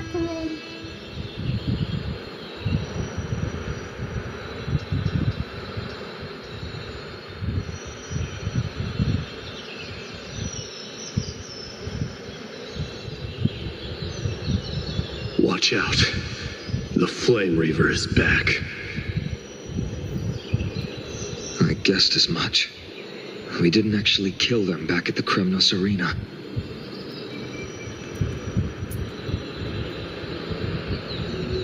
I figured this is something you would want to know. We Kremnoans never back down from a fight. So if you plan to take that thing down in a battle, reach out to me anytime.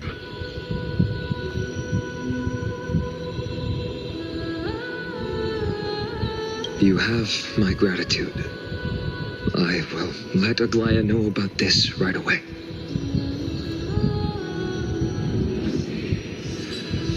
Remind her to be on her toes while you're at it. That vicious kindness has been unusually active lately. Those lackeys she keeps under cover have been going in and out of the city a lot more frequently these days. Some even seem to be getting Kremnoans to defect to the council.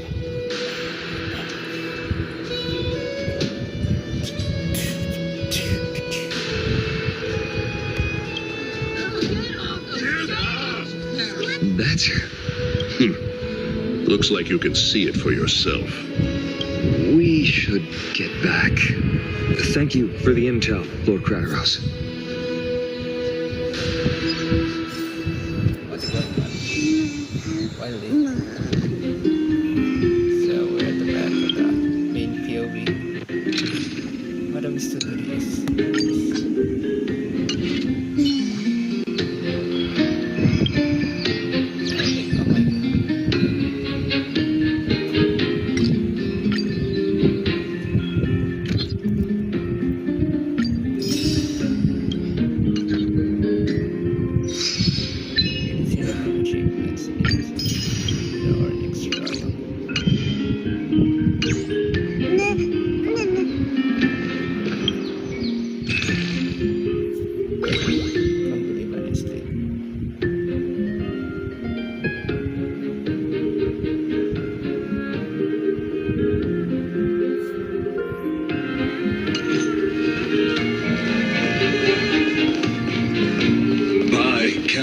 Into Lenten above, as the Theoros, I have Aglaya, what happened here?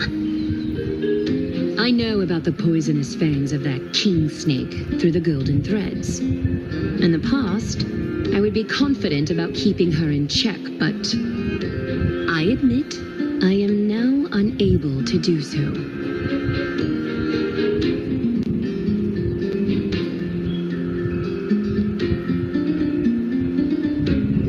What do you mean?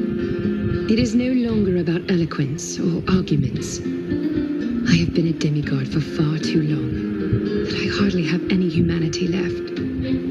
Before I realized it, I have become no different from these hypocrites, no longer capable of relating to the people.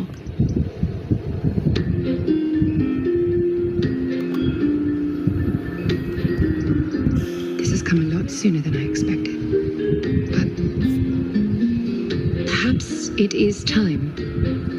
I need you to step up, Finan, in order for me to retreat behind the scenes.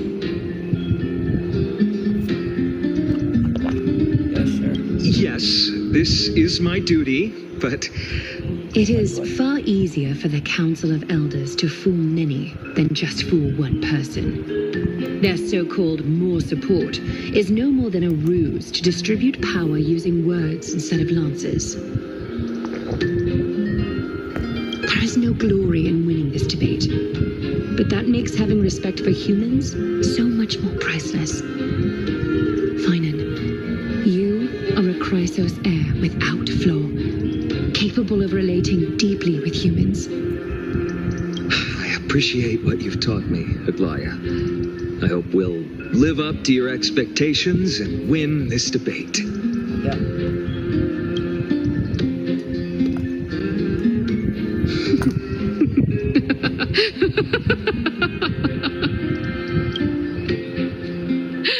Oh, you've done well, Lord Calictus. Let me take over and personally close this debate for today. Dearest counselors, let it be known that I sorely miss the blissful times portrayed in lyrical poems. Back then, Amphorius was home to nearly 1,000 cities, each with their own local faith, while gods walked the earth and shared close bonds with humans.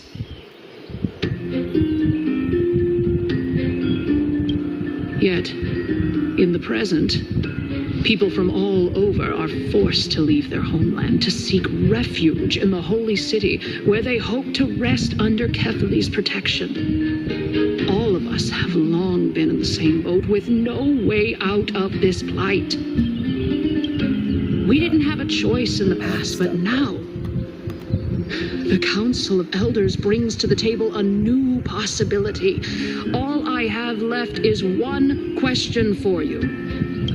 Would you rather strive toward the unheard of Era Nova, or return to the prosperous Era Chrysia of our past?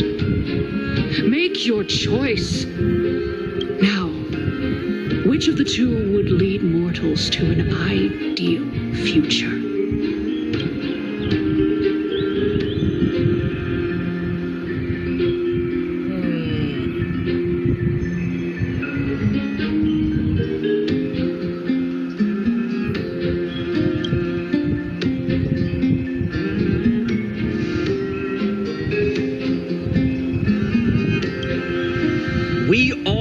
That Era Chrysia is a thing of the past, Lady Kindness. Please, enlighten me. How does the Council of Elders plan to turn back time? Let the three Titans of Calamity be born, and Era Chrysia is nevermore. But bring demise to those Titans, and Era Chrysia will descend upon us again. I am now having to bear with this. I was still playing Star Rail. I'm still playing Star Rail. Know that the Council of Elders is never one to make empty promises. Debating with them. Look at who we have on our side.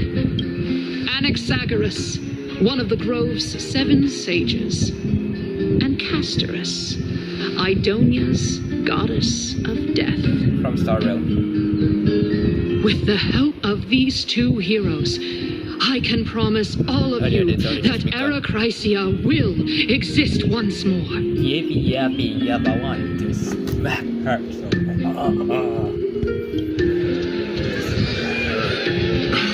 Aren't they Chrysos heirs?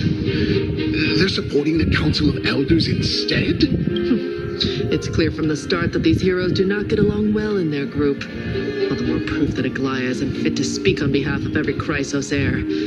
I am in favor of Era Chrysia. Era Chrysia! Era Chrysia! I'll put in myself as Era Nova. I would stand against Era Nova. Because Era Chrysia is a past that can't change. Castorus? Why are you standing over there? You finally arrived, Anaxa. So have you, Kaz. Don't worry, Aglaya. Well, I know that you have many queries.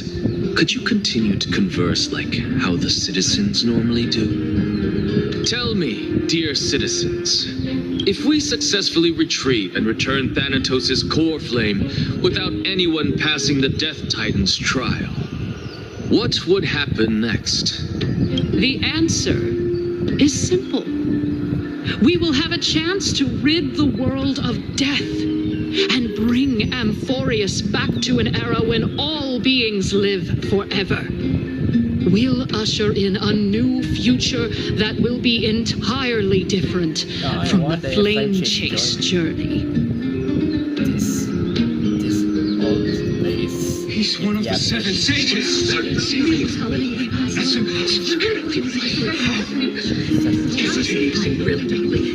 Your proposal is much too idealistic. As long as the Black Tide still exists, how can we go back to the old days? That's the point. Remember what I previously said? Kefali's core flame is guarded by the secret power of the Council of Elders. Plus, Pagusa's water curtain will be able to block out any external perceptions. Tell me, dear citizens, have any of you ever seen even a glimpse of the threat that this person is talking about anywhere within the walls of this majestic holy city?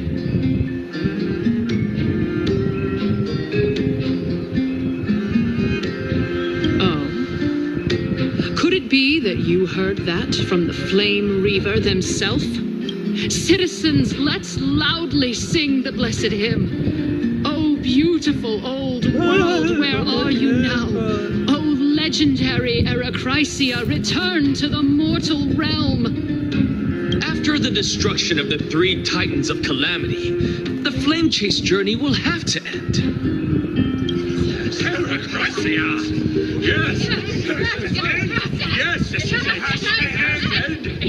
This is bad. The masses are now totally riled up. Anaxa, pray tell. Everything that you've mentioned hinges on the premise that we can find Thanatos' existence, right?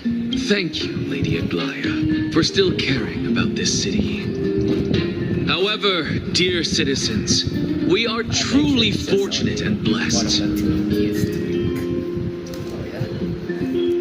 For Castorus, Idonia's goddess of death, will surely find Thanatos under my guidance. What? With that, I solemnly promise that the core flame Lady Castorus brings back will be personally managed by the Council of Elders. Thereafter, if we are able to garner the support of all of you at the Citizens' Assembly, we shall spare no effort in ensuring that the Era Chrysia will return to our world once again.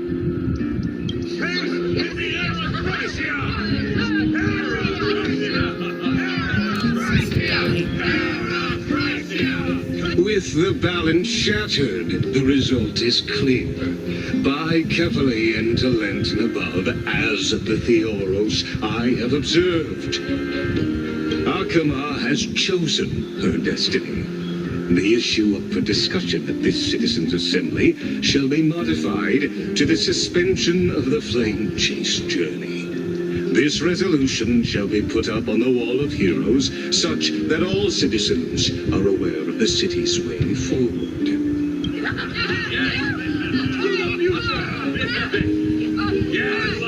Fantastic! Yes. Aglaya, dear Aglaya, what has caused your heart to soften? You also don't seem to be as quick-witted as before. Wag your tongue as much as you like. Since the Flame Chase journey has been preordained by the prophecy, our failure has never been on the cards. Well then, I guess we'll find out if that's true at the Citizens' Assembly.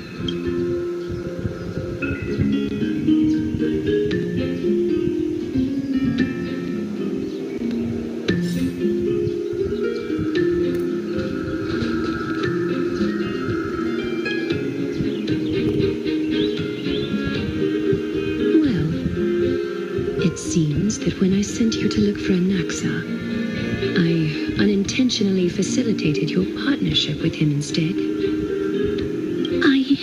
My apologies, everyone.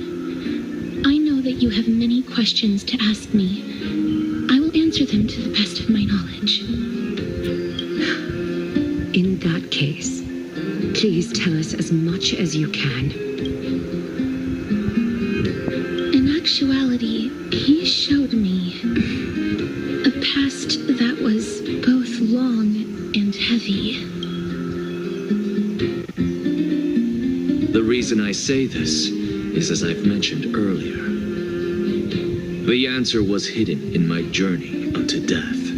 Anaxa, you were in the Netherrealm? Yes, I am but a living dead man now, but that's not important. What truly matters is, I overheard a conversation between heroes.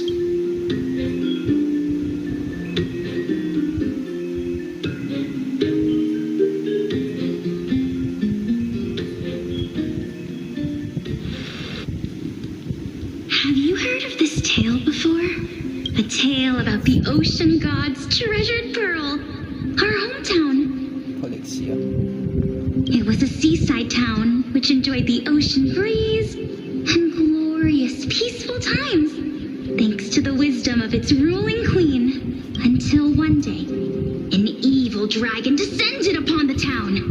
Its wings were large enough to blot out the sun, while its claws were sharp enough to rip the waves apart. It barged into the tall tower and devoured the queen's beloved daughter. It even settled itself in her bedroom, like a tyrant king. The queen assembled 300 warriors who managed to subdue the evil dragon by chaining it up. However, when the queen slit open the dragon's belly, she realized that the princess had long since been digested, and all that was left of her was a pile of bones. Devastated, the queen wept for several days. It was then that a devious, smooth-talking scholar arrived at the palace and suggested that the princess could be revived through the use of dragon bone and dragon blood. That liar called this process the secret art of alchemy. The princess was reborn. The queen was overjoyed, blissfully unaware that the evil dragon's soul still lurked within the princess's body. As revenge, the evil dragon swallowed the poor queen, the glib liar, the courageous warriors, and all of the town's innocent civilians in a single gulp. Worse still, the souls of the deceased were refused entry to the Netherrealm because they were filled with regret. Forced to roam the mortal realm, these resentful souls ultimately converged into a river of souls that would not retreat for a long time. The terrifying death had consumed all. Thereafter, our hometown fell into ruin as well. Until...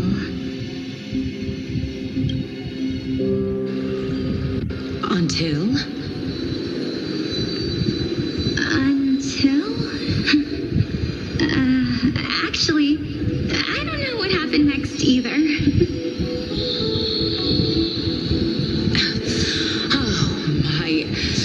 It seems that you still like to whet people's appetites even after all this time, Pelixia. So, according to your story, this is how I used to look? It's practically a mirror image. And yet, what exactly is this? A miracle that I created with alchemy. As for what it is and how I was able to accomplish it, I'll keep the answers to myself for now. My goodness, is this cliffhanger really necessary?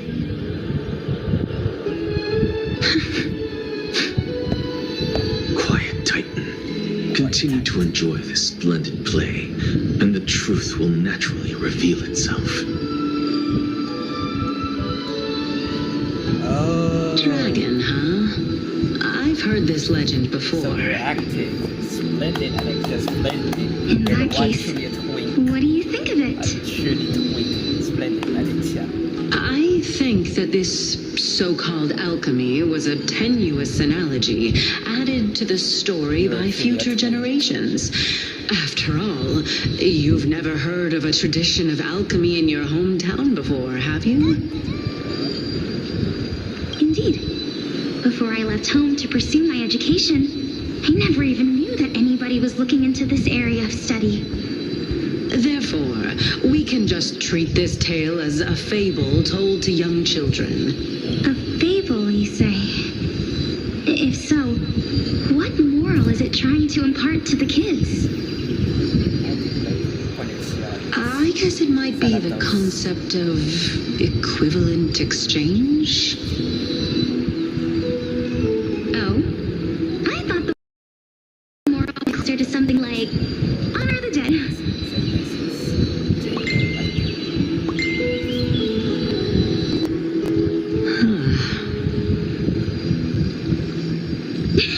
What? At a loss for words? No, I merely realized that we're both thinking of the same principle. If life is priceless, then there is hardly anything else in this world that is of equal weight to it, right? Indeed. As expected of the wisest scholar in the land. You flatter me. Why don't I ask you a question as well, as a form of equivalent exchange? Of course. What is your question? If I imparted my knowledge of the art of alchemy to you,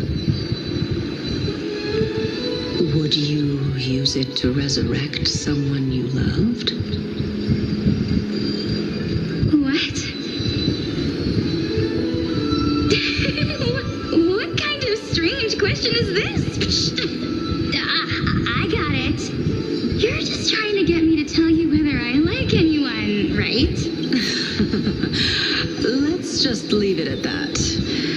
That was rude of me. Yes, I would. Oh?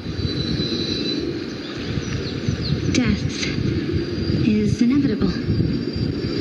In the days to come, I'm certain that someone whom I cherish deeply will leave me for good.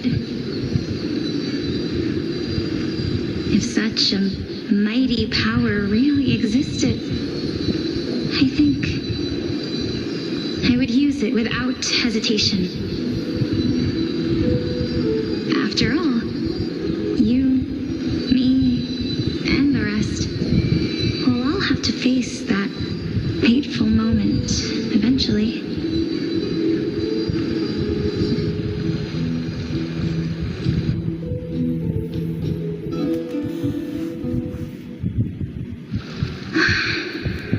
My time is finally here. However, perhaps because of my firm belief in the immeasurable value of life,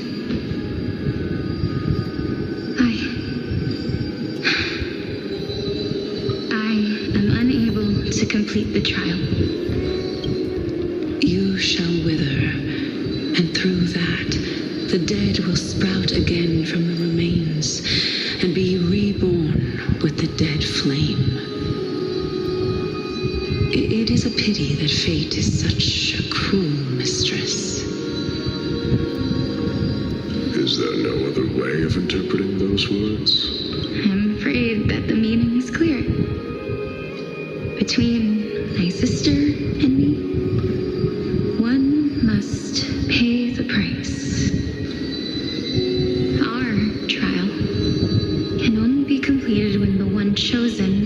sacrifices her life.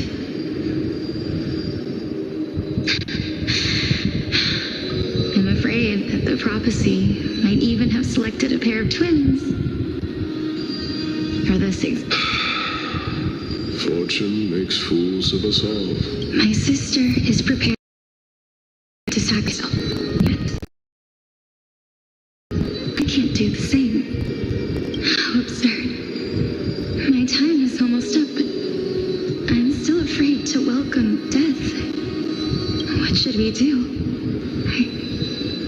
If I'm ultimately not able to make up my mind... Since Chaos is willing to guide all of us and leave this trial to the end, there is still plenty of time for you to ponder. That's right. Don't allow the fog of an uncertain future to cloud your mind. Trial, prophecy, the topics that they're discussing seem familiar. But these three people must not have left their names in the epics. Otherwise, I would have some recollection of this.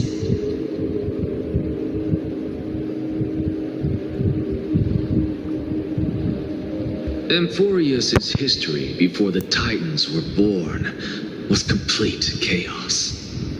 Is that not strange by itself? I have long held 3 hypotheses about this. However, let's continue watching for now.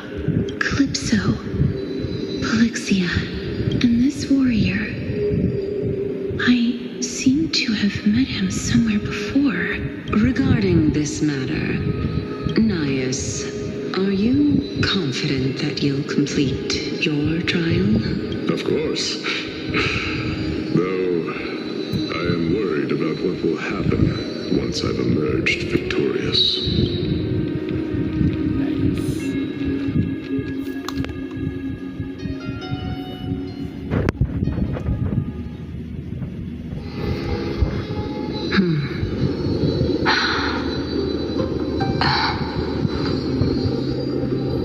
Looks like you have made up your mind. Yes, this is the safest course of action. Completely separating courage, honor, tenacity, sacrifice, and reason. You really know how to make things difficult. Please, young lady, witness my fall and demise. Lady Calypso, you shall host the soul-rending ceremony. I do not understand. Why would you dare to sacrifice yourself for a future that you won't get to witness? Because this is our destiny. The power that resides within me is so intense that I will one day be engulfed by it. Furthermore, a valorous death before glory's return has always been the path I chose to walk. A journey I began long ago. If your sister or Chaos were in my position, I believe they would make the same choice as well.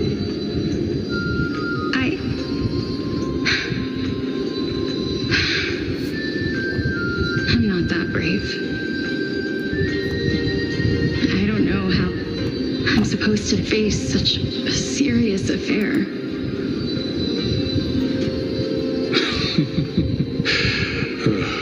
Despite being Death's chosen one, it seems you still don't know how to face it. Let's chat, young lady. Perhaps I shouldn't end my journey so hastily. Since there's still time, I'm not worried about letting fate wait a little longer. Of course. This warrior is Lord Nias. As the embodiment of Nikador's divinity, he entrusted his life to us and allowed humankind to end his madness.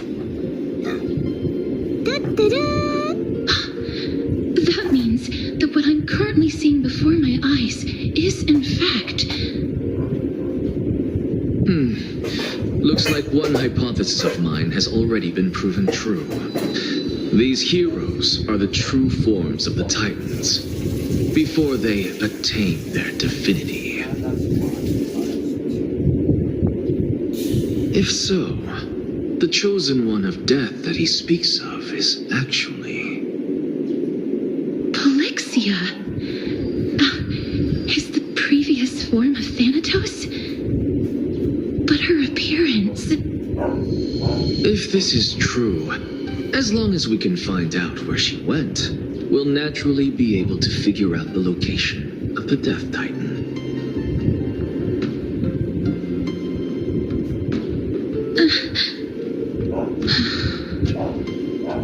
But before that, we first need to witness what ultimately happened to Lord Anias.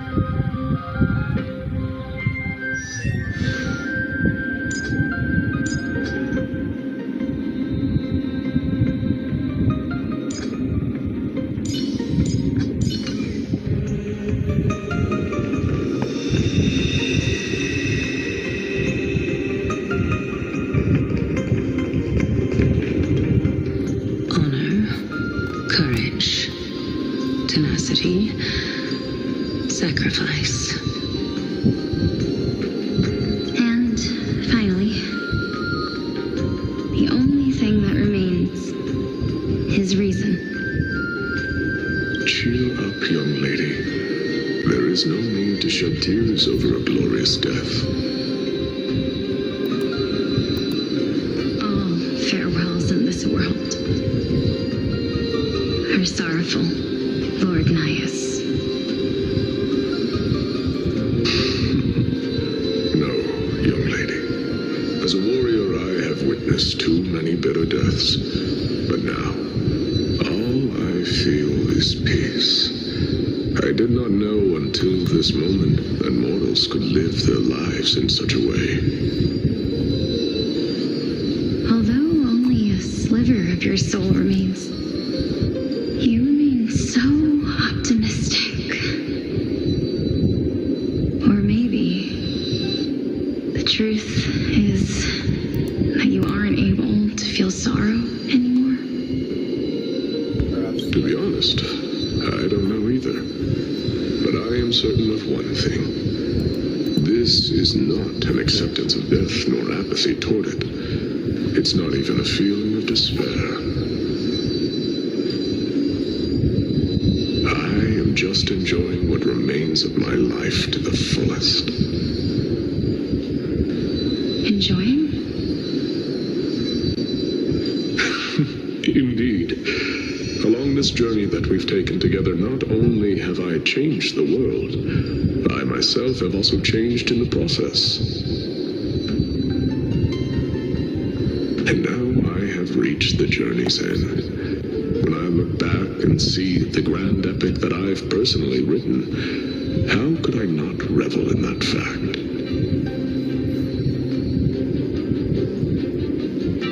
But when you depart the mortal realm, won't all of your accomplishments be reduced to nothing? Separation and death are two sides of the same coin. Reconciling this doesn't come easily for a mortal.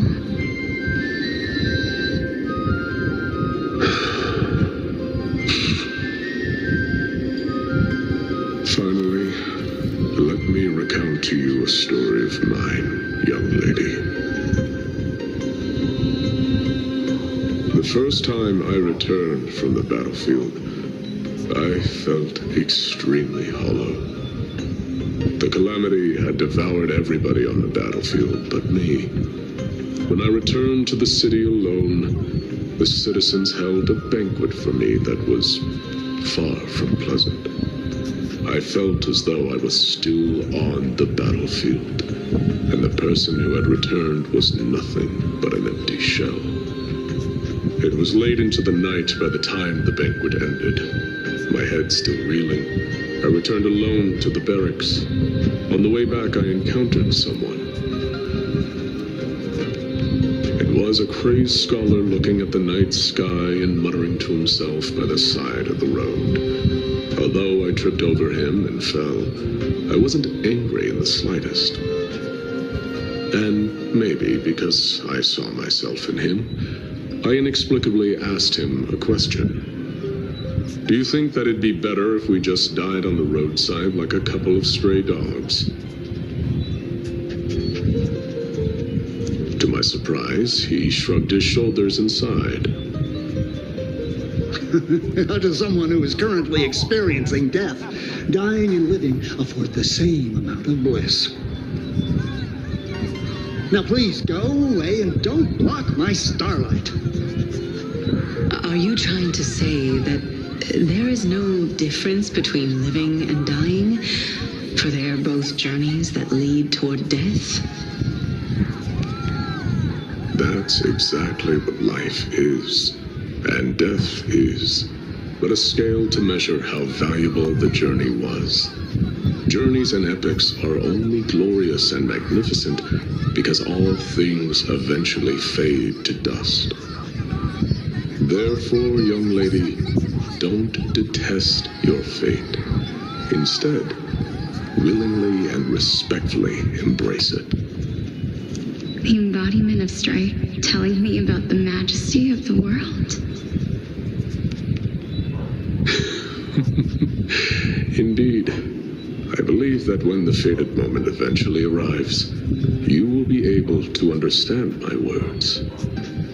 It is time for me to knock on death's door.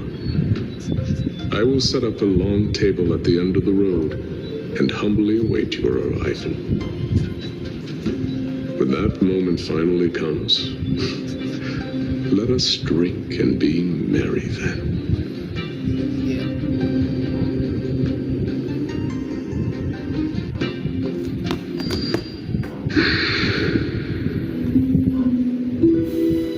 I knew this day would eventually come.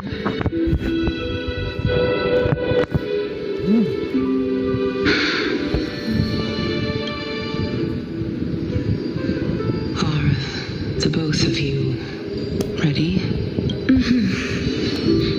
Alexia, I'm here. Oh my, no way, no way. What?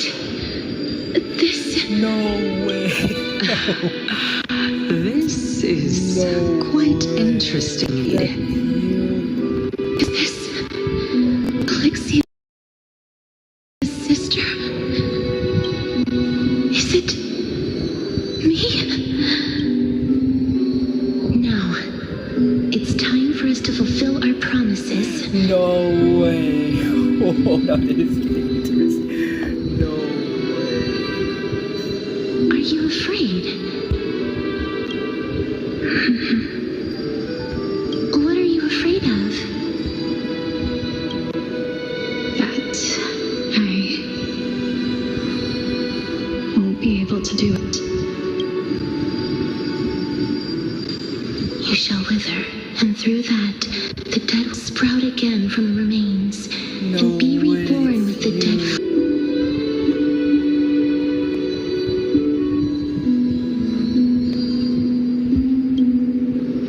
As foretold in the prophecy, and according to our vows, once it all ends, we must face our fated moment head on.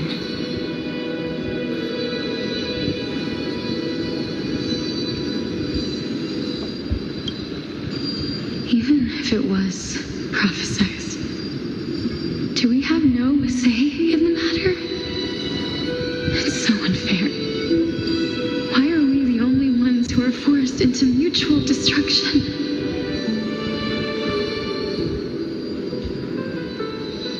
Let me do it, sister. Let me be death's sacrifice. I was never long for this world anyway. But you're different.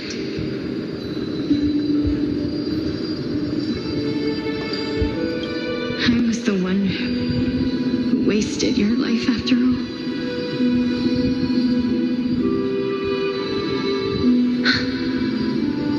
You're wrong, Polixia.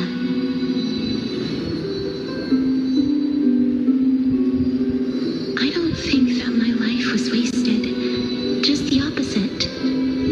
When I finally arrived at this destination and looked back at the journey I took, I discovered that flowers had long since bloomed along the path I walked.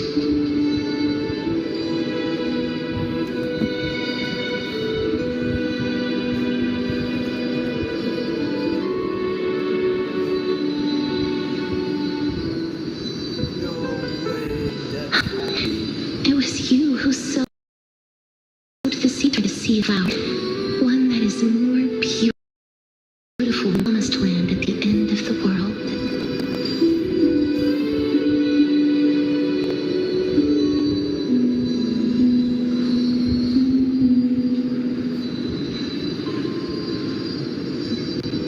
Besides, I have lived a fulfilling life. Even though I was fated for sacrifice, none of the things that I've experienced will dissipate. Instead, they'll forever live on as memories inside your head. Will they not?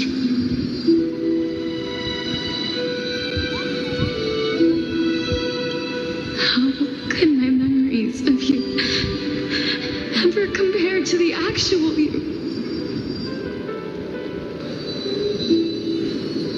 Well then, tell me, what exactly are we?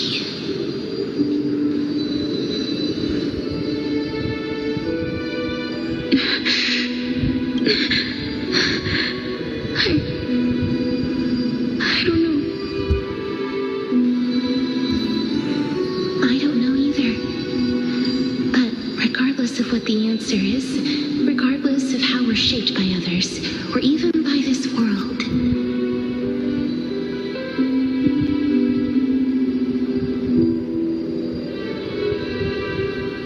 ever since we were born, the fact that we existed was predestined, and nothing could erase it. This is why I will always, always be by your side.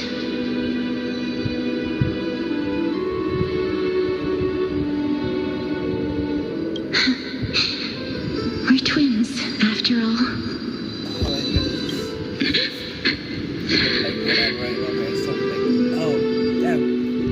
All right, my dear Polixia.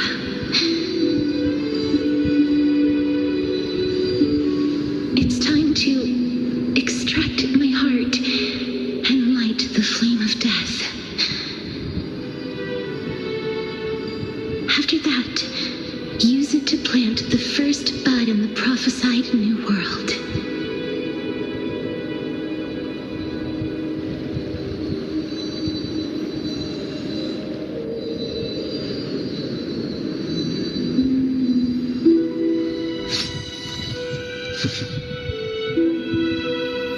If I imparted my knowledge of the art of alchemy to you, would you use it to resurrect someone you loved?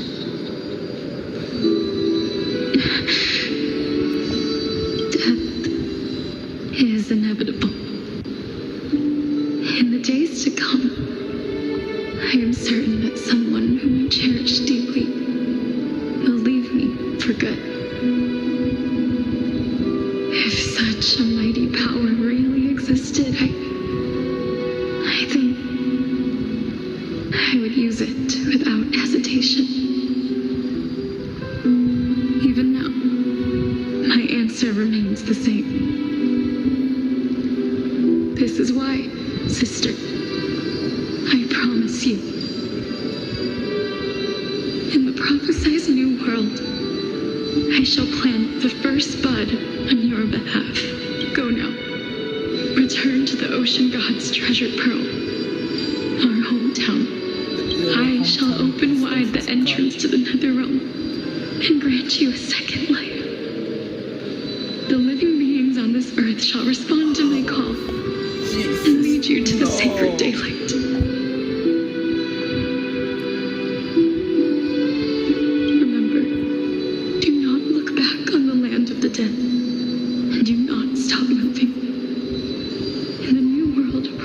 by the prophecy. March toward your new life.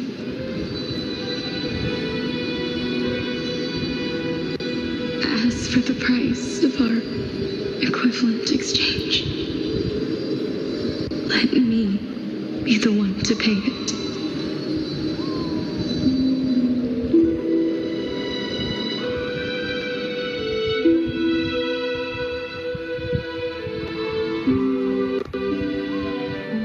Everybody, we've come to the end. Unfortunately, I am not compatible with the Supreme Being, so I was unable to completely fuse their soul into my own body. However, being able to glean all this from them is exciting enough.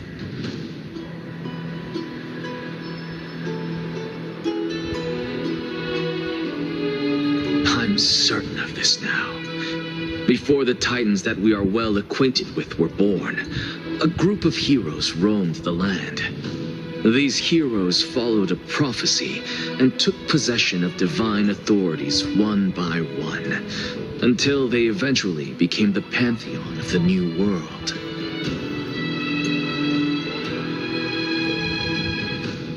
Just like the flame chase journey of today, Amphorius's history is sickle in nature.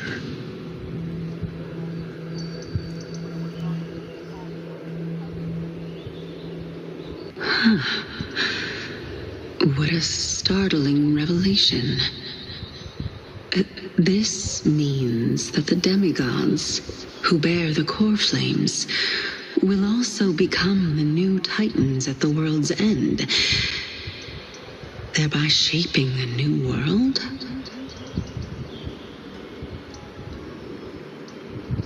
I believe that this is the truth behind the Era Nova, as mentioned in the prophecy. This is utterly unbelievable.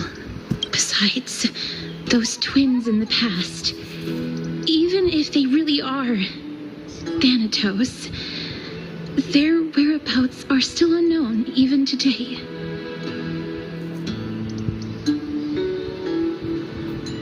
Are their whereabouts truly unknown? Didn't Polixia mention that seaside town, the birthplace of alchemy and the tale of the dragon? In our world, there exists a city which perfectly matches that description. Styxia. But the people there worship Fagusa and bear no relation to Thanatos. I've also never been to that place, as in the time of Idonia, it had long turned into underwater ruins. Take this. This is... the Nusporist masterpiece, the Philosopher's Stone. It was made by transmuting all of the sages' wisdom into a single entity, with their flesh and blood as its foundation.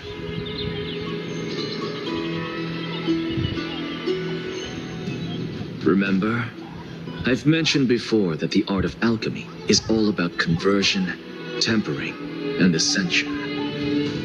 This process also applies to the pursuit of truth. Regardless of how unbelievable this sounds, the truths of the world have been refined from the impurities.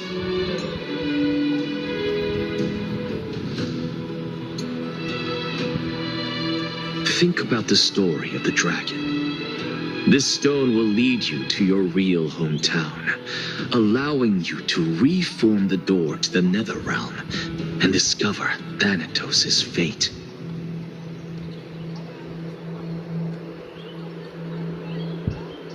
You still look as confident in your victory as ever. But what if your conjecture is wrong? Simple. I shall merely admit to the entire world that my experiment was a failure. However, my line of thinking will not fail because I have already planted the seeds of doubt into the hearts of the masses.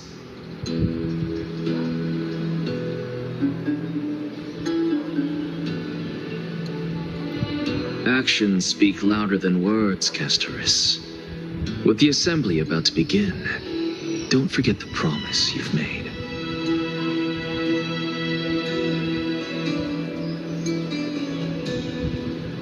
I've already searched for so long.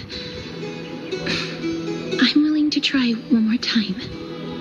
While we converse, his life is also slowly slipping away. But before I leave, I have another question. What exactly did we witness just now?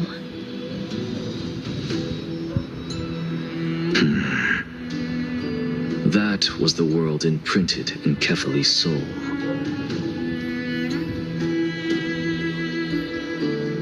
If we are to prove its existence, you must take the final step. Go.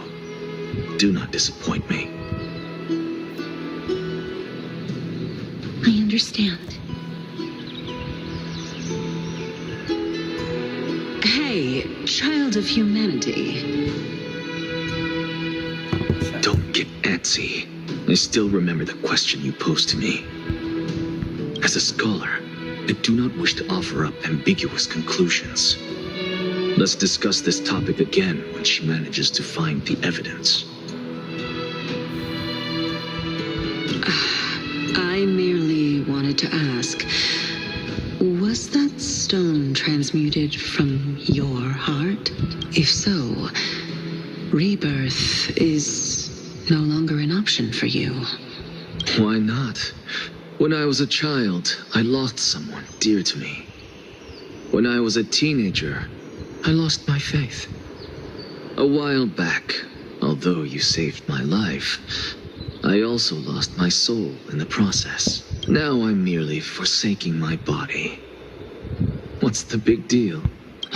Why are you always finding ways to die? Isn't it good to be alive? This is but a necessary sacrifice on my path to transform into the purest of them all. Can someone who's dead even claim to be the purest of them all? Furthermore, if your hypothesis is proven correct, does it not just confirm that the myths are true, and thereby invalidate all your theories? No, it's just the opposite. If my hypothesis is correct, it means that I can actually ascend to godhood and reshape this absurd world that you all have created.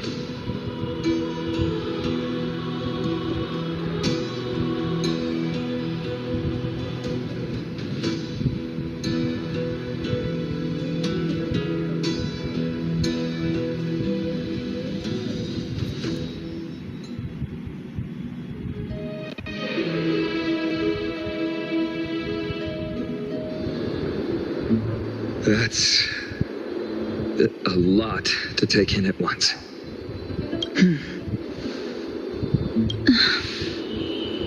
Lady Aglaya, please, let me explain. Go on. You know that the core flame of death has always been the greatest unknown regarding the Era Nova, which is why both you and Kindness desire to gain the power to control that core flame in the approaching Citizens' Assembly.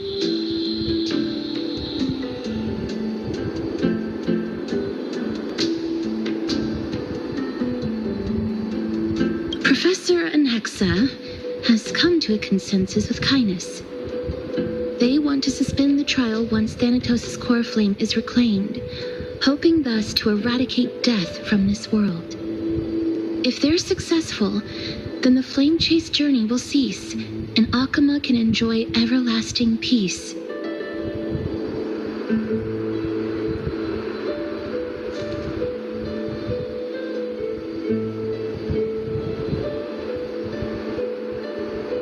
But I know this runs counter to your wishes. So long as we do not usher in Era Nova, the Black Tide will never be eradicated. Even with Lord Mighty on the front line, and the Black Tide not posing an immediate risk, the danger nevertheless remains.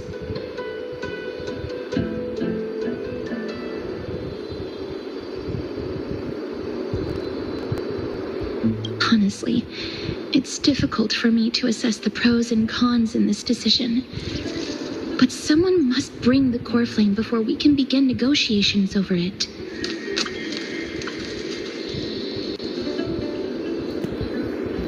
The Titan could be very near. I cannot let this chance slip by.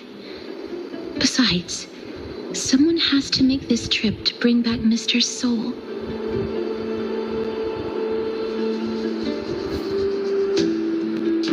Well said.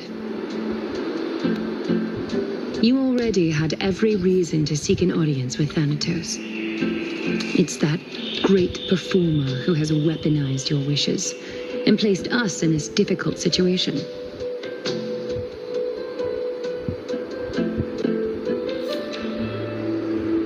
A world without death.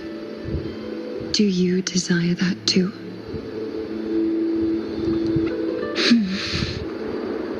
If fate dictates that my path must oppose yours, I will do all I can to resist it and protect what I aspire to achieve.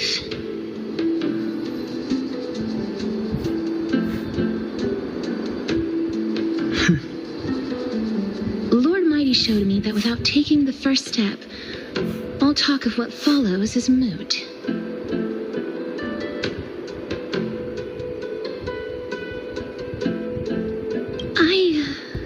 I have always hoped to hear you speak your mind, Cass.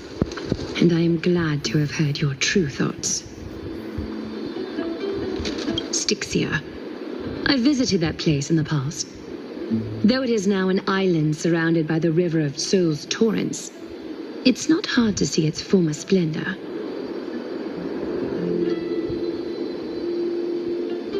Go. I will not stand in your way. As for you, you are someone who has cheated death.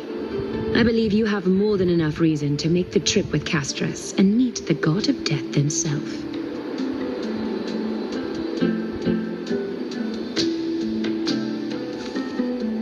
Castras, I too look forward to your journey.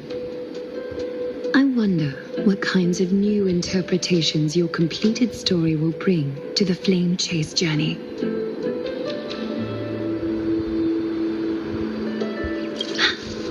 Thank you, Lady Aklia. I hate to put a damper on this heartwarming moment, but if Styxia is now an island surrounded by the river of Soul's torrents, then how do we find a way in? Lady Treby is probably... The answer is quite simple. In the Mids, Zagreus once made the domain of the dead their treasure vault. That is to say, they could enter and leave the Nether Realm as they pleased. And if they could do that, then it follows that the demigod who inherited their divinity must be capable of the same.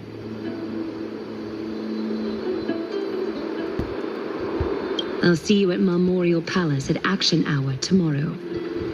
Cypher shall be your guide to finding that ancient city.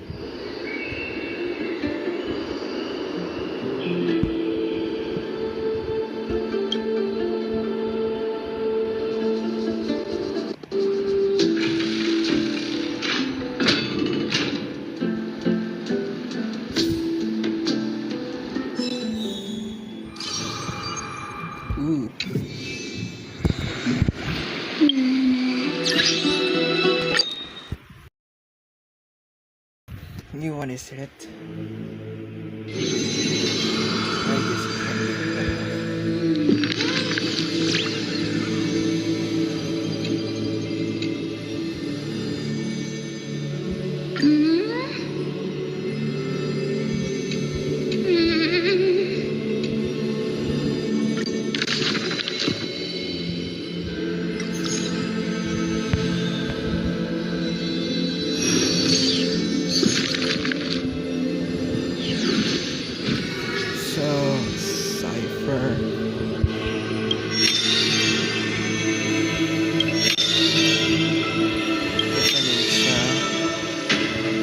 heist.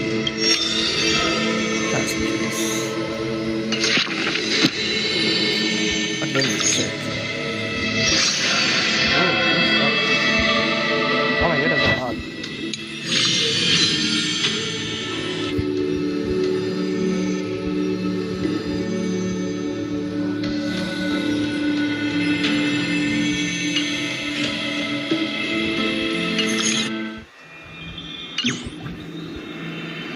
So that counts.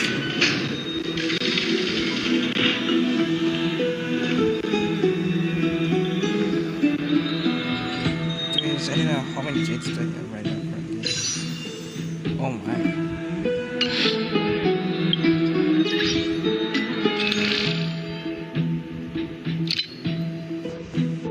So I will change it right now currently.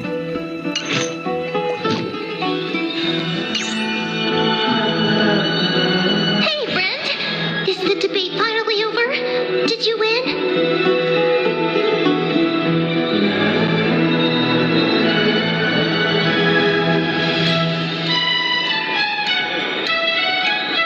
Really? But the look on your face says otherwise. Well, moving on. I was hard at work even while you were at the debate. I borrowed a mountain of books from Cass to see if I could find a way to solve your problem. Let's see. I still have...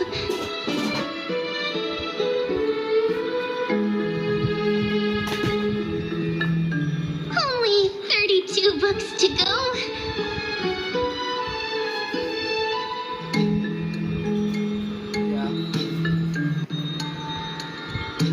Really?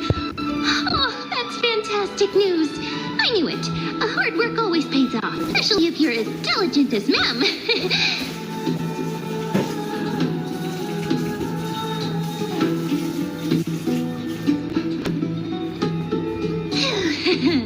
I feel like a huge burden has finally been lifted off my shoulders.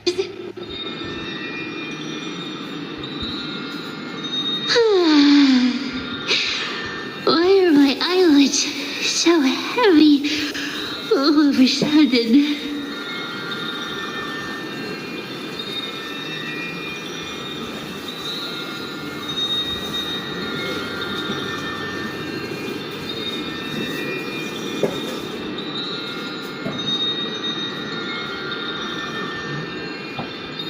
Let's go. Oh, you're right. Then I'll go back to...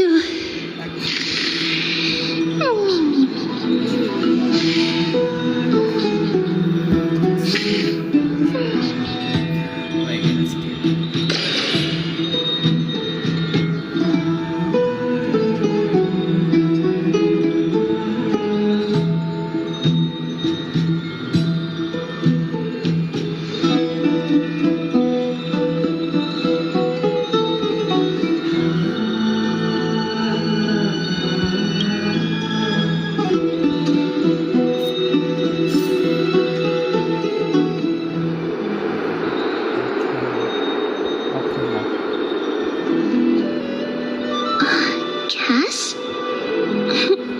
What a surprise. Lady Treby. Is something troubling you?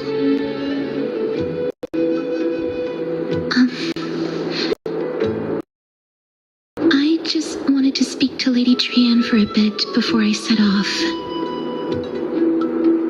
No matter how breathtakingly beautiful Styxia once was, the place is now the domain of the departed.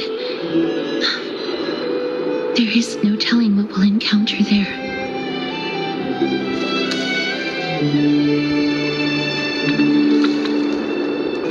I don't want to have any regrets. Has anyone told you that your eyes are sparkling today? Is that a figure of speech? In the past, when you did smile once in a while, all of us could see that your heart remained troubled even as you smiled. Lady Treby, you know perfectly well that see you tomorrow is nothing but a white lie.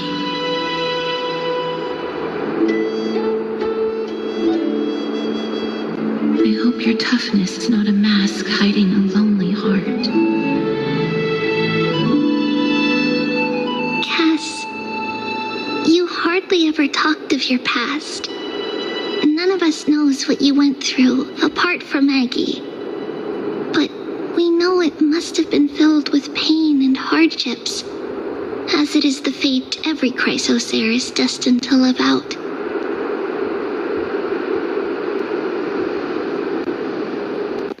We are just happy for you that the core flame you're meant to inherit has finally surfaced.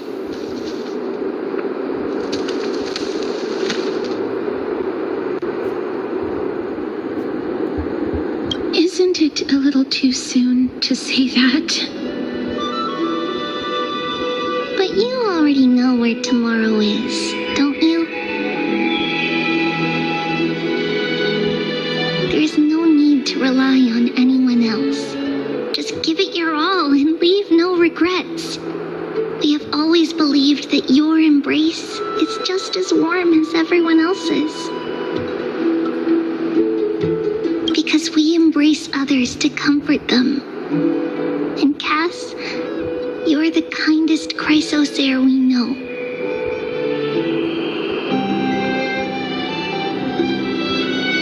Thank you, Lady Treby.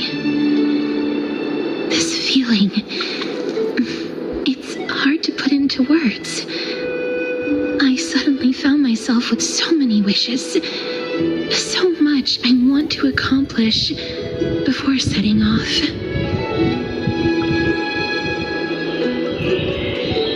Then go do it, Cass.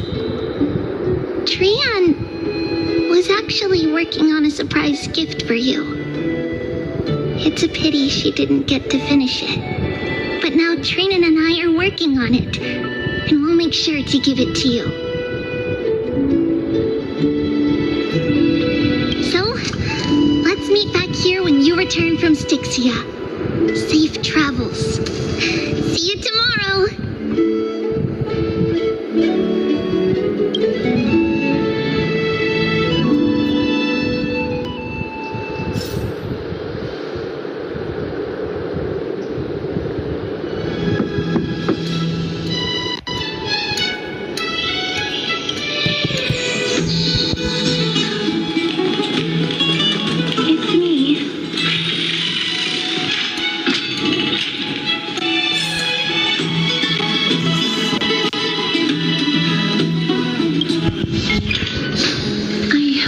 Didn't wake you.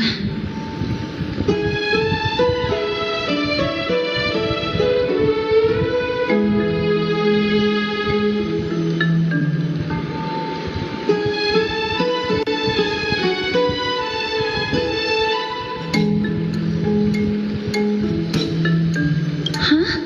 No. I'm here because of private matters, actually. If it isn't too much to ask, I'd really like it if you could come along with me to retrieve something.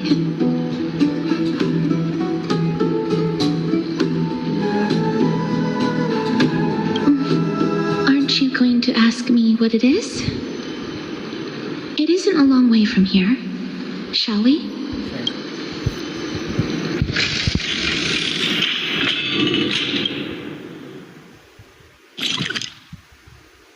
Let's just walk.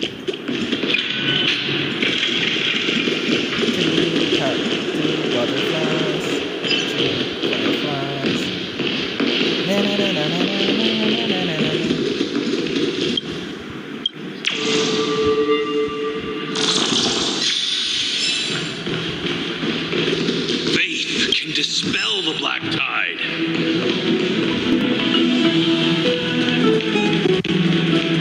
The streets are packed.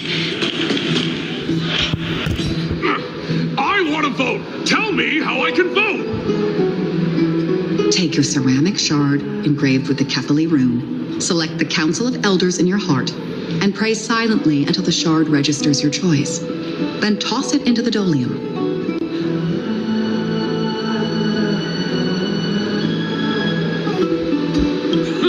The Council of Elders? More like the Council of Buffoons! The Black Tide took my hometown long ago! Or were they kidding with bringing back Eracrysia? It's all a sham to create their own Eracrysia in Akama!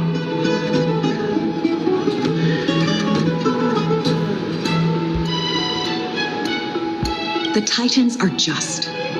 So long as we do not overstep our bounds again, we will not incur divine wrath.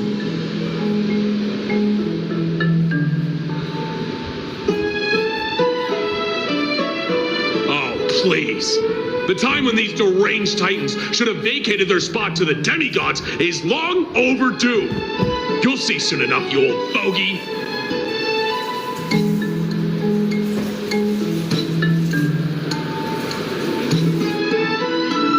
And I pray that Talantans smack some sense into you with their scales.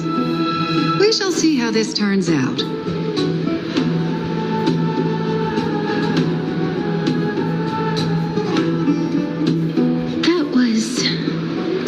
A spectacle.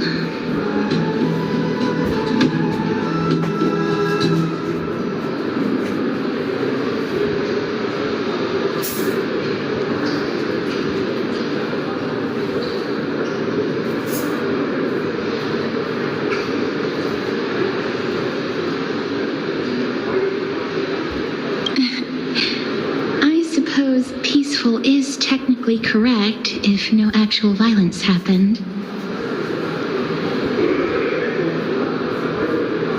To this day, I still find it almost unreal that Akama is the only place illuminated by light amidst the crumbling ruins of Emporius.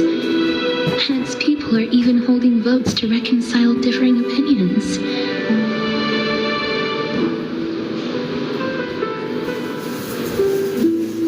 This peaceful sight is making me forget that this is the end times.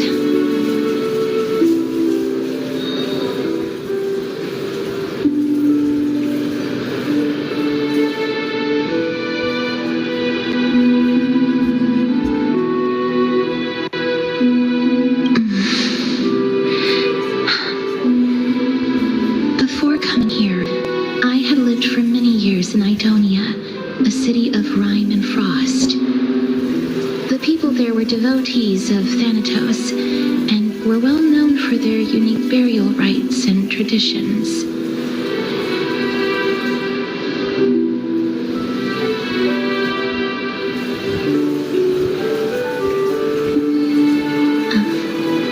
Traditions that I played a major role in.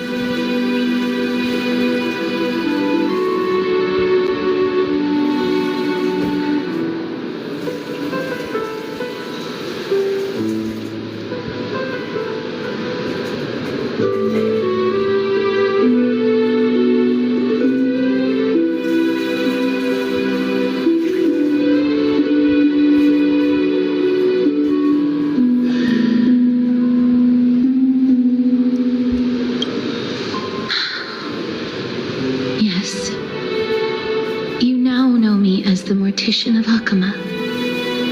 But back in those days, I was Idonia's maiden of war. I was trudging across the frosty plains on my own when the Idonians found me. They saw the curse in me as a blessing from Thanatos and believed that my hands could correct the Eracrysia's mistake and lead them to meet the great god of death.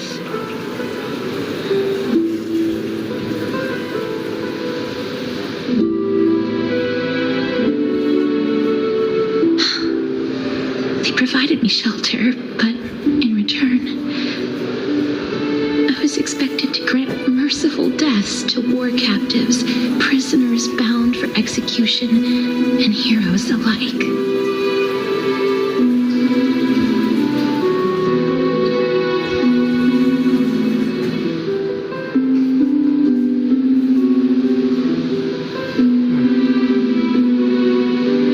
Is that how you see it too?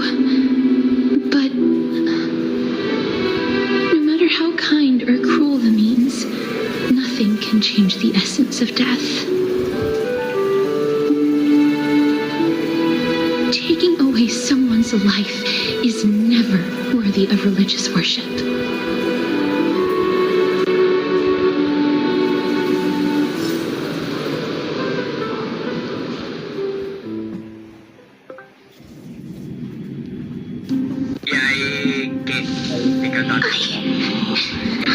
I can't do it. Their voices.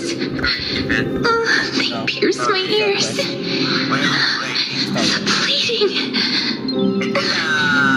Thanks.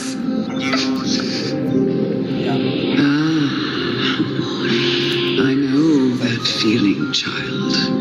I was once as lost as you are now.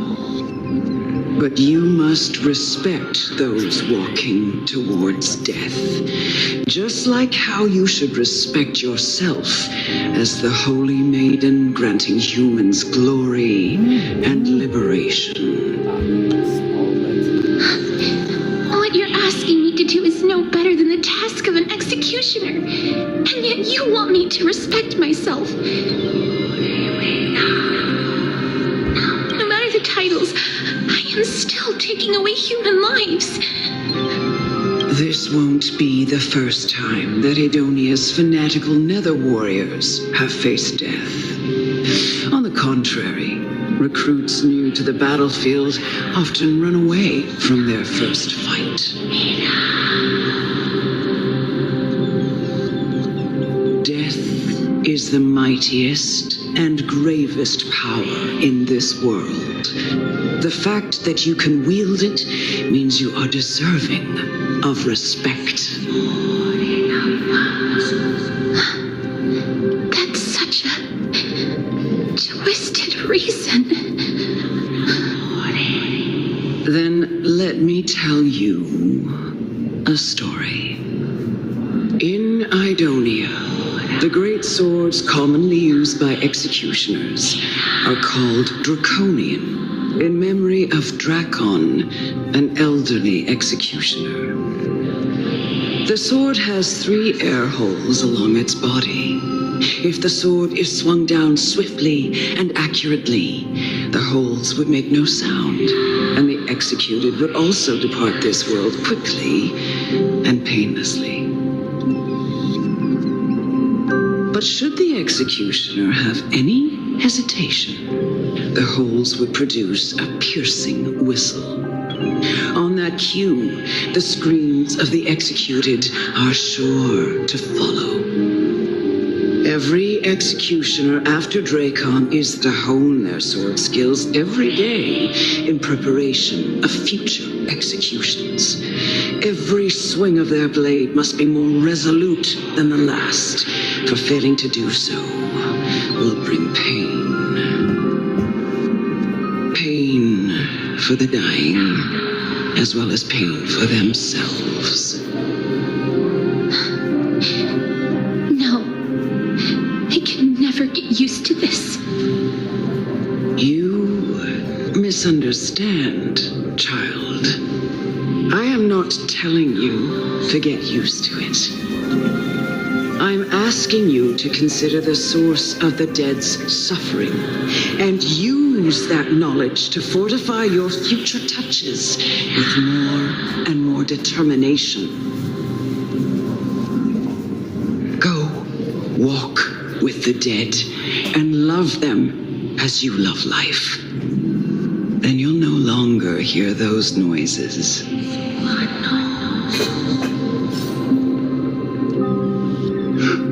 Please, don't kill me. I don't want to die.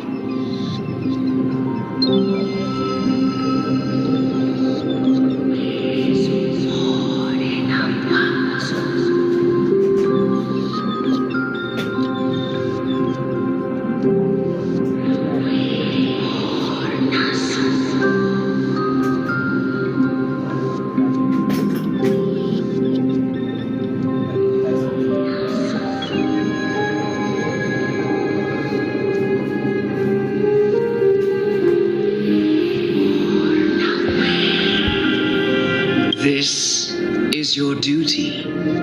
Remember, consider the source of the dead's suffering, then give them the respect they deserve. Thank you. I beg you, don't listen to her. If you cannot learn to accept death, then Idonia has no place for you. This is your last chance. Do it. No! Please! I don't want to die! Please!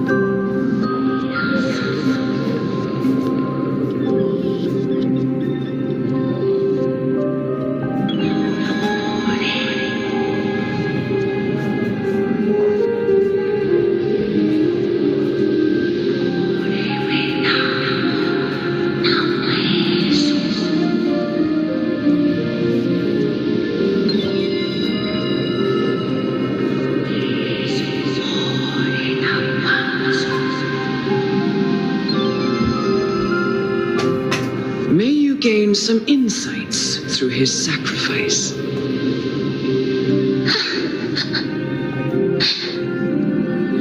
Is this all? No. Come with me. This is just the beginning of your life as the Maiden of War. You executioner!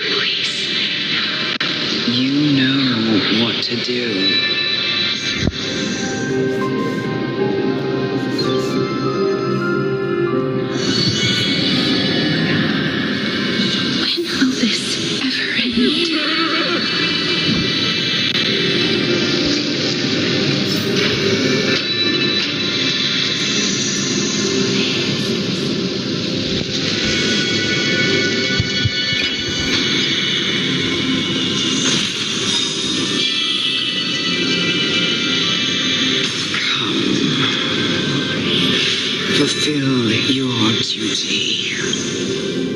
What are you trying to do with me? I have aged. The time has come for me to heed the summons of Thanatos and journey to their domain. The final resting place of every Idonian.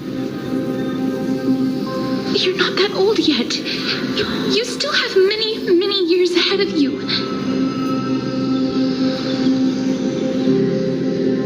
No. I'm already dead.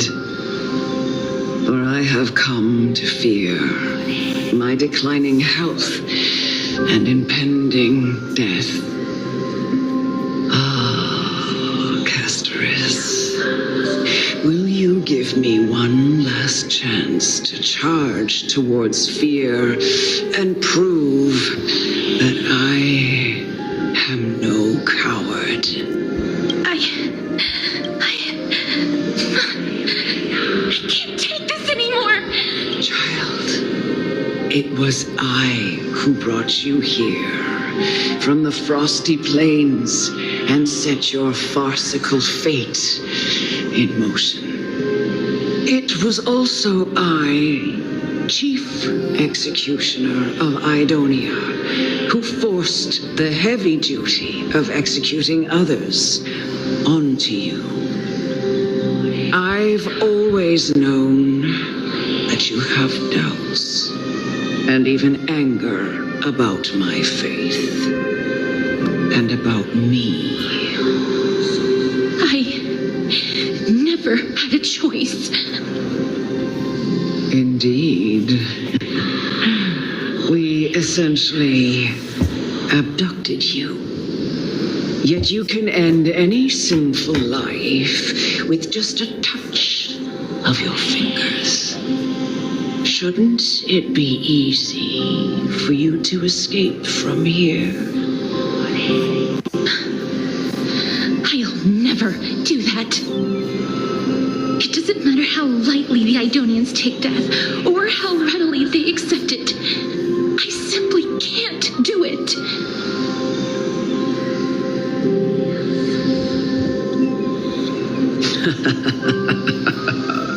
I knew I was right about you. What do you mean?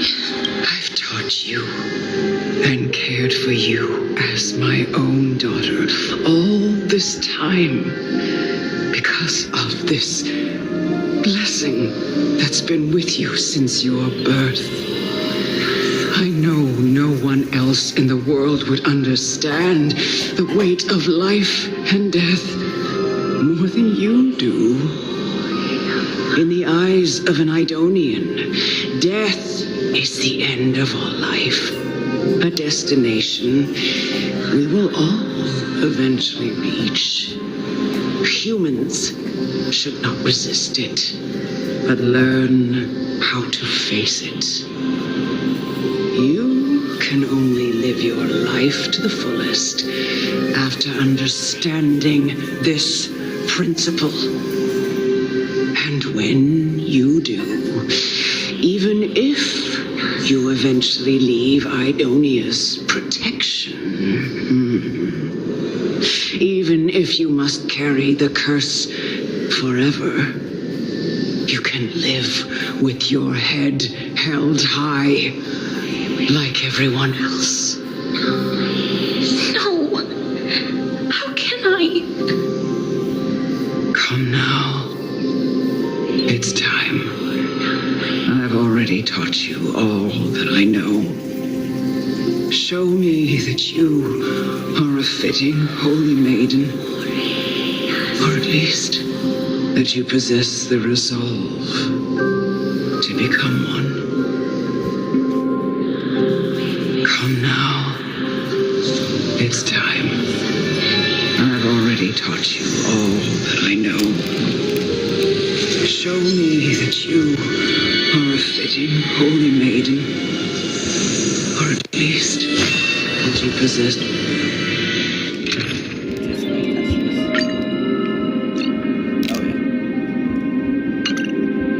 It's the resolve.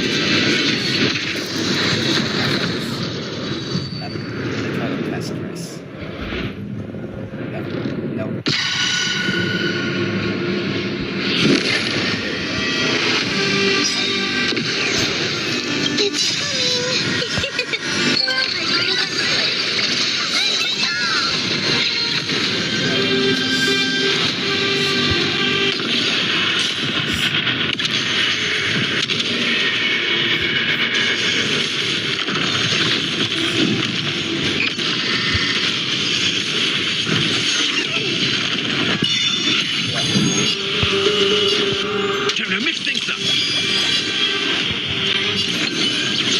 Please cherish this time. Return to dust.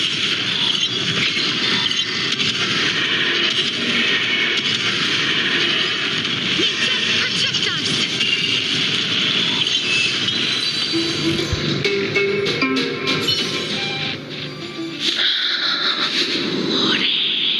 This was the last time I followed her command. I gently touched the elderly woman before me. The executioner, who had seen too much death, died the same way as everyone else. I gasped for air, a wistful look in her eyes, and a barely perceptible tremor in her fingertips.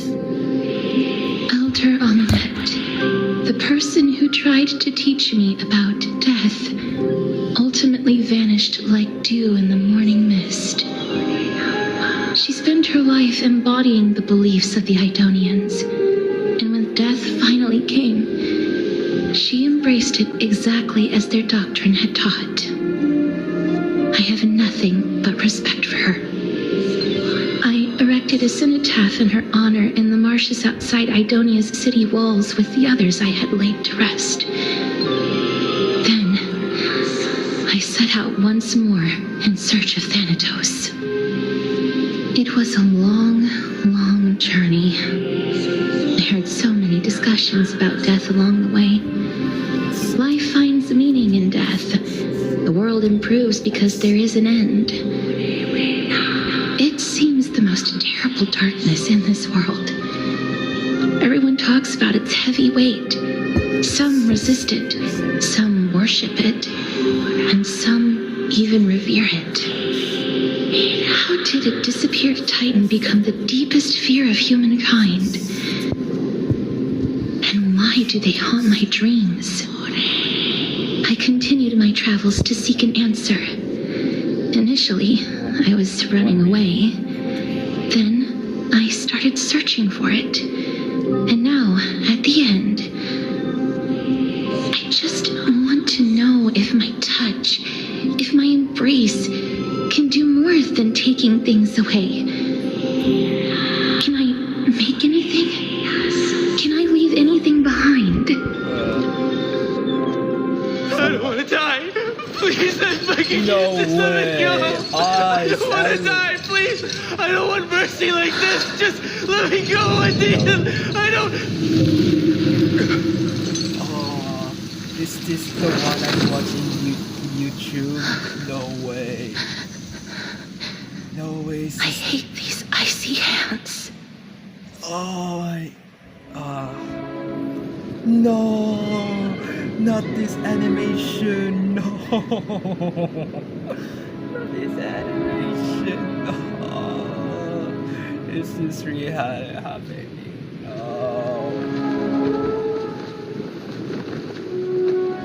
Oh, this animation. It doesn't start making sense. This animation is from YouTube. No. I have to watch this entire animation cutscene. This is by Honkai Impact. No. Zenless could never. Oh man, no. Get it over with. End its suffering.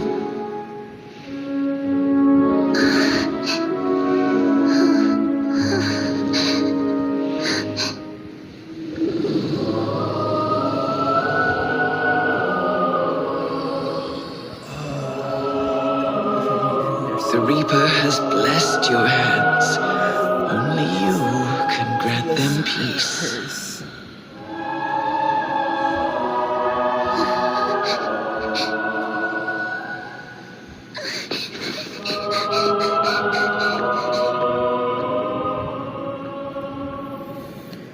But no.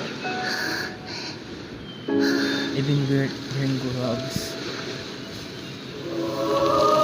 it slowly withered away.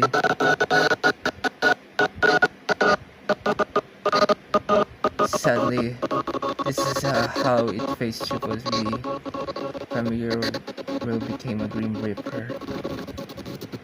Embrace death. You give him as bad luck yourself, consider as the painless death. Walks towards afterlife, between heaven and hell. That's the way it seems, but it's just saddening.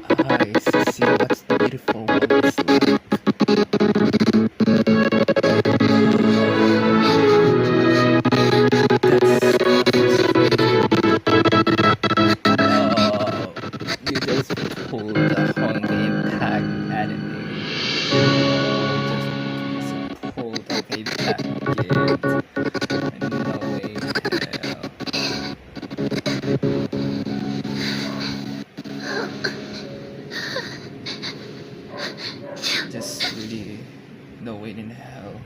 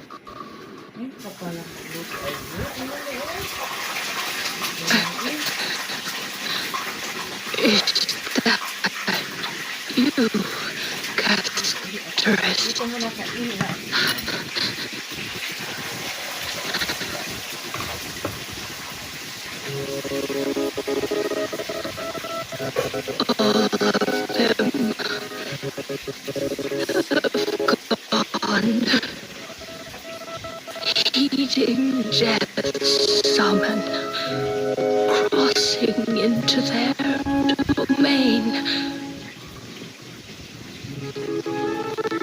I must go too.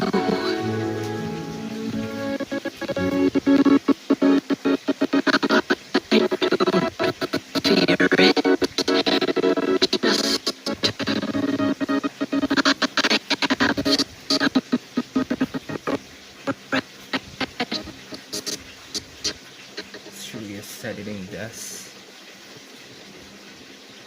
Watching people leave this world again and again. It must be lonely for you. You must want to desperately embrace them before they go.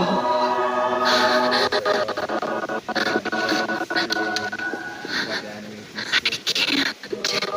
These hands, they're too cold. Oh my god. I am deeply apologetic for you, customers. No!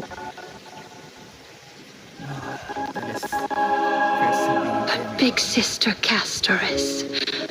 Your hands are so warm. Just like anyone else's. So go on. Don't hold back. Give me a warm hug.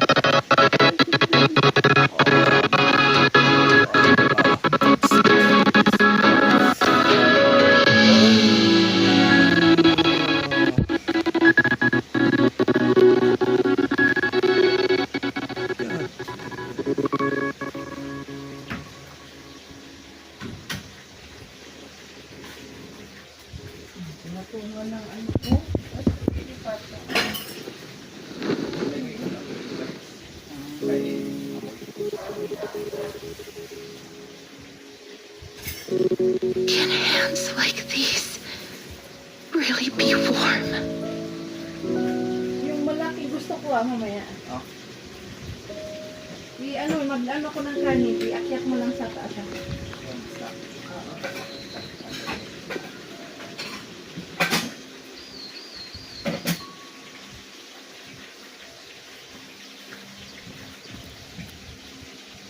The tears of a deer. On the day that Oryx's trial ended, you must have had many questions. I felt just as confused.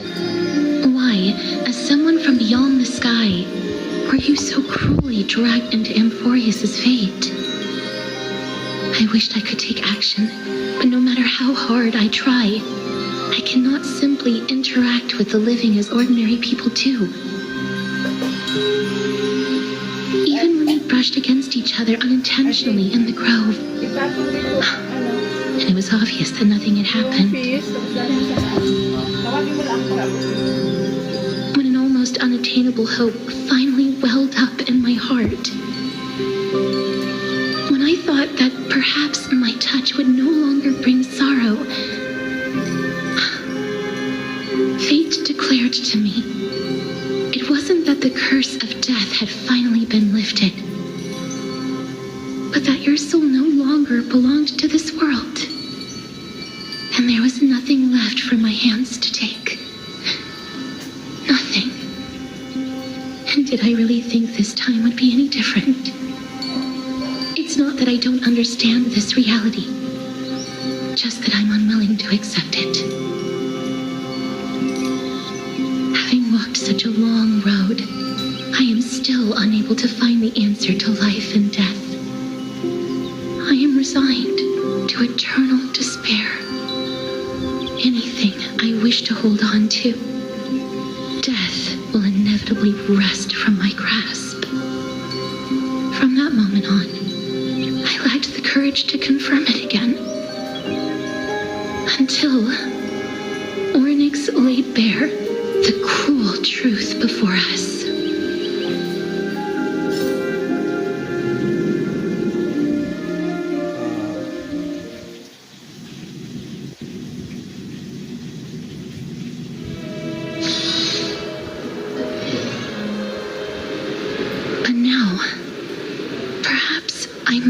One last chance. Long ago, Trinan read a prophecy to me. At the end of the Sea of Flowers, the souls of the living shall warm thy fingertips, and after an embrace, there shall be eternal separation. I found no surprise in it, for her words sounded not like a foretelling, but a perfect reflection of my past. Embraces in this world are born of reunions. Yet, my touch speaks only of farewells. In that moment, I had no doubt that this destiny would weave itself through the entirety of my life.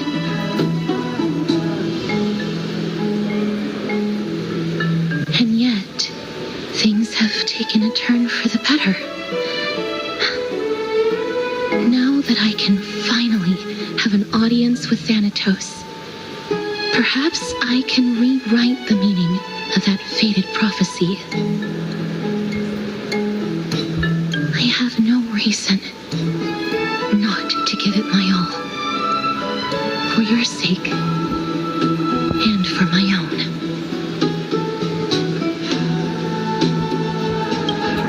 With that, I won't have any regrets.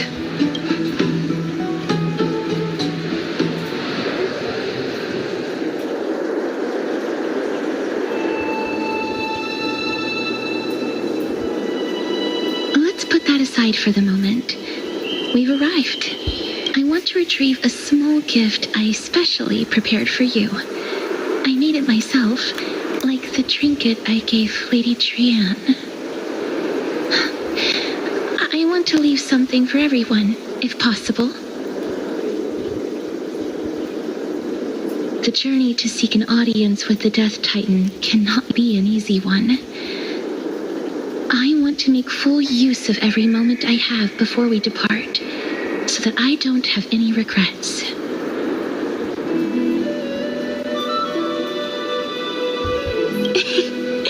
No, it isn't. You'll know when you see it. Look, it's right there. Huh? Where did it go? What's going on?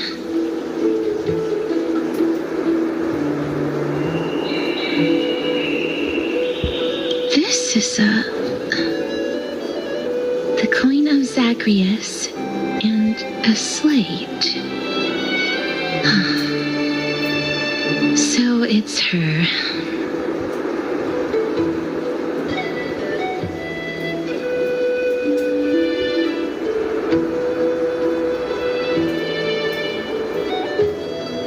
It's a Lady Cypher, the demigod of Zagreus whom Lady Aglaia had spoken of. She's a master thief who's left legendary tales all over Amphorius.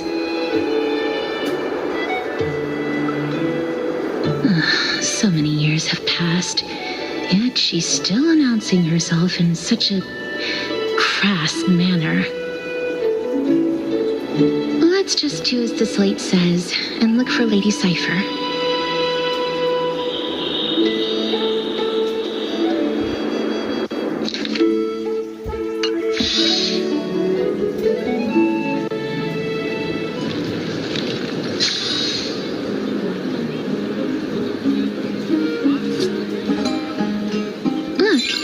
Right there.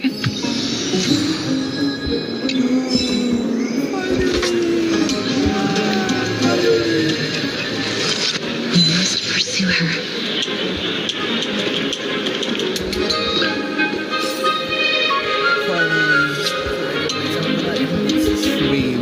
It's been like, and I'm gonna continue this tomorrow, okay?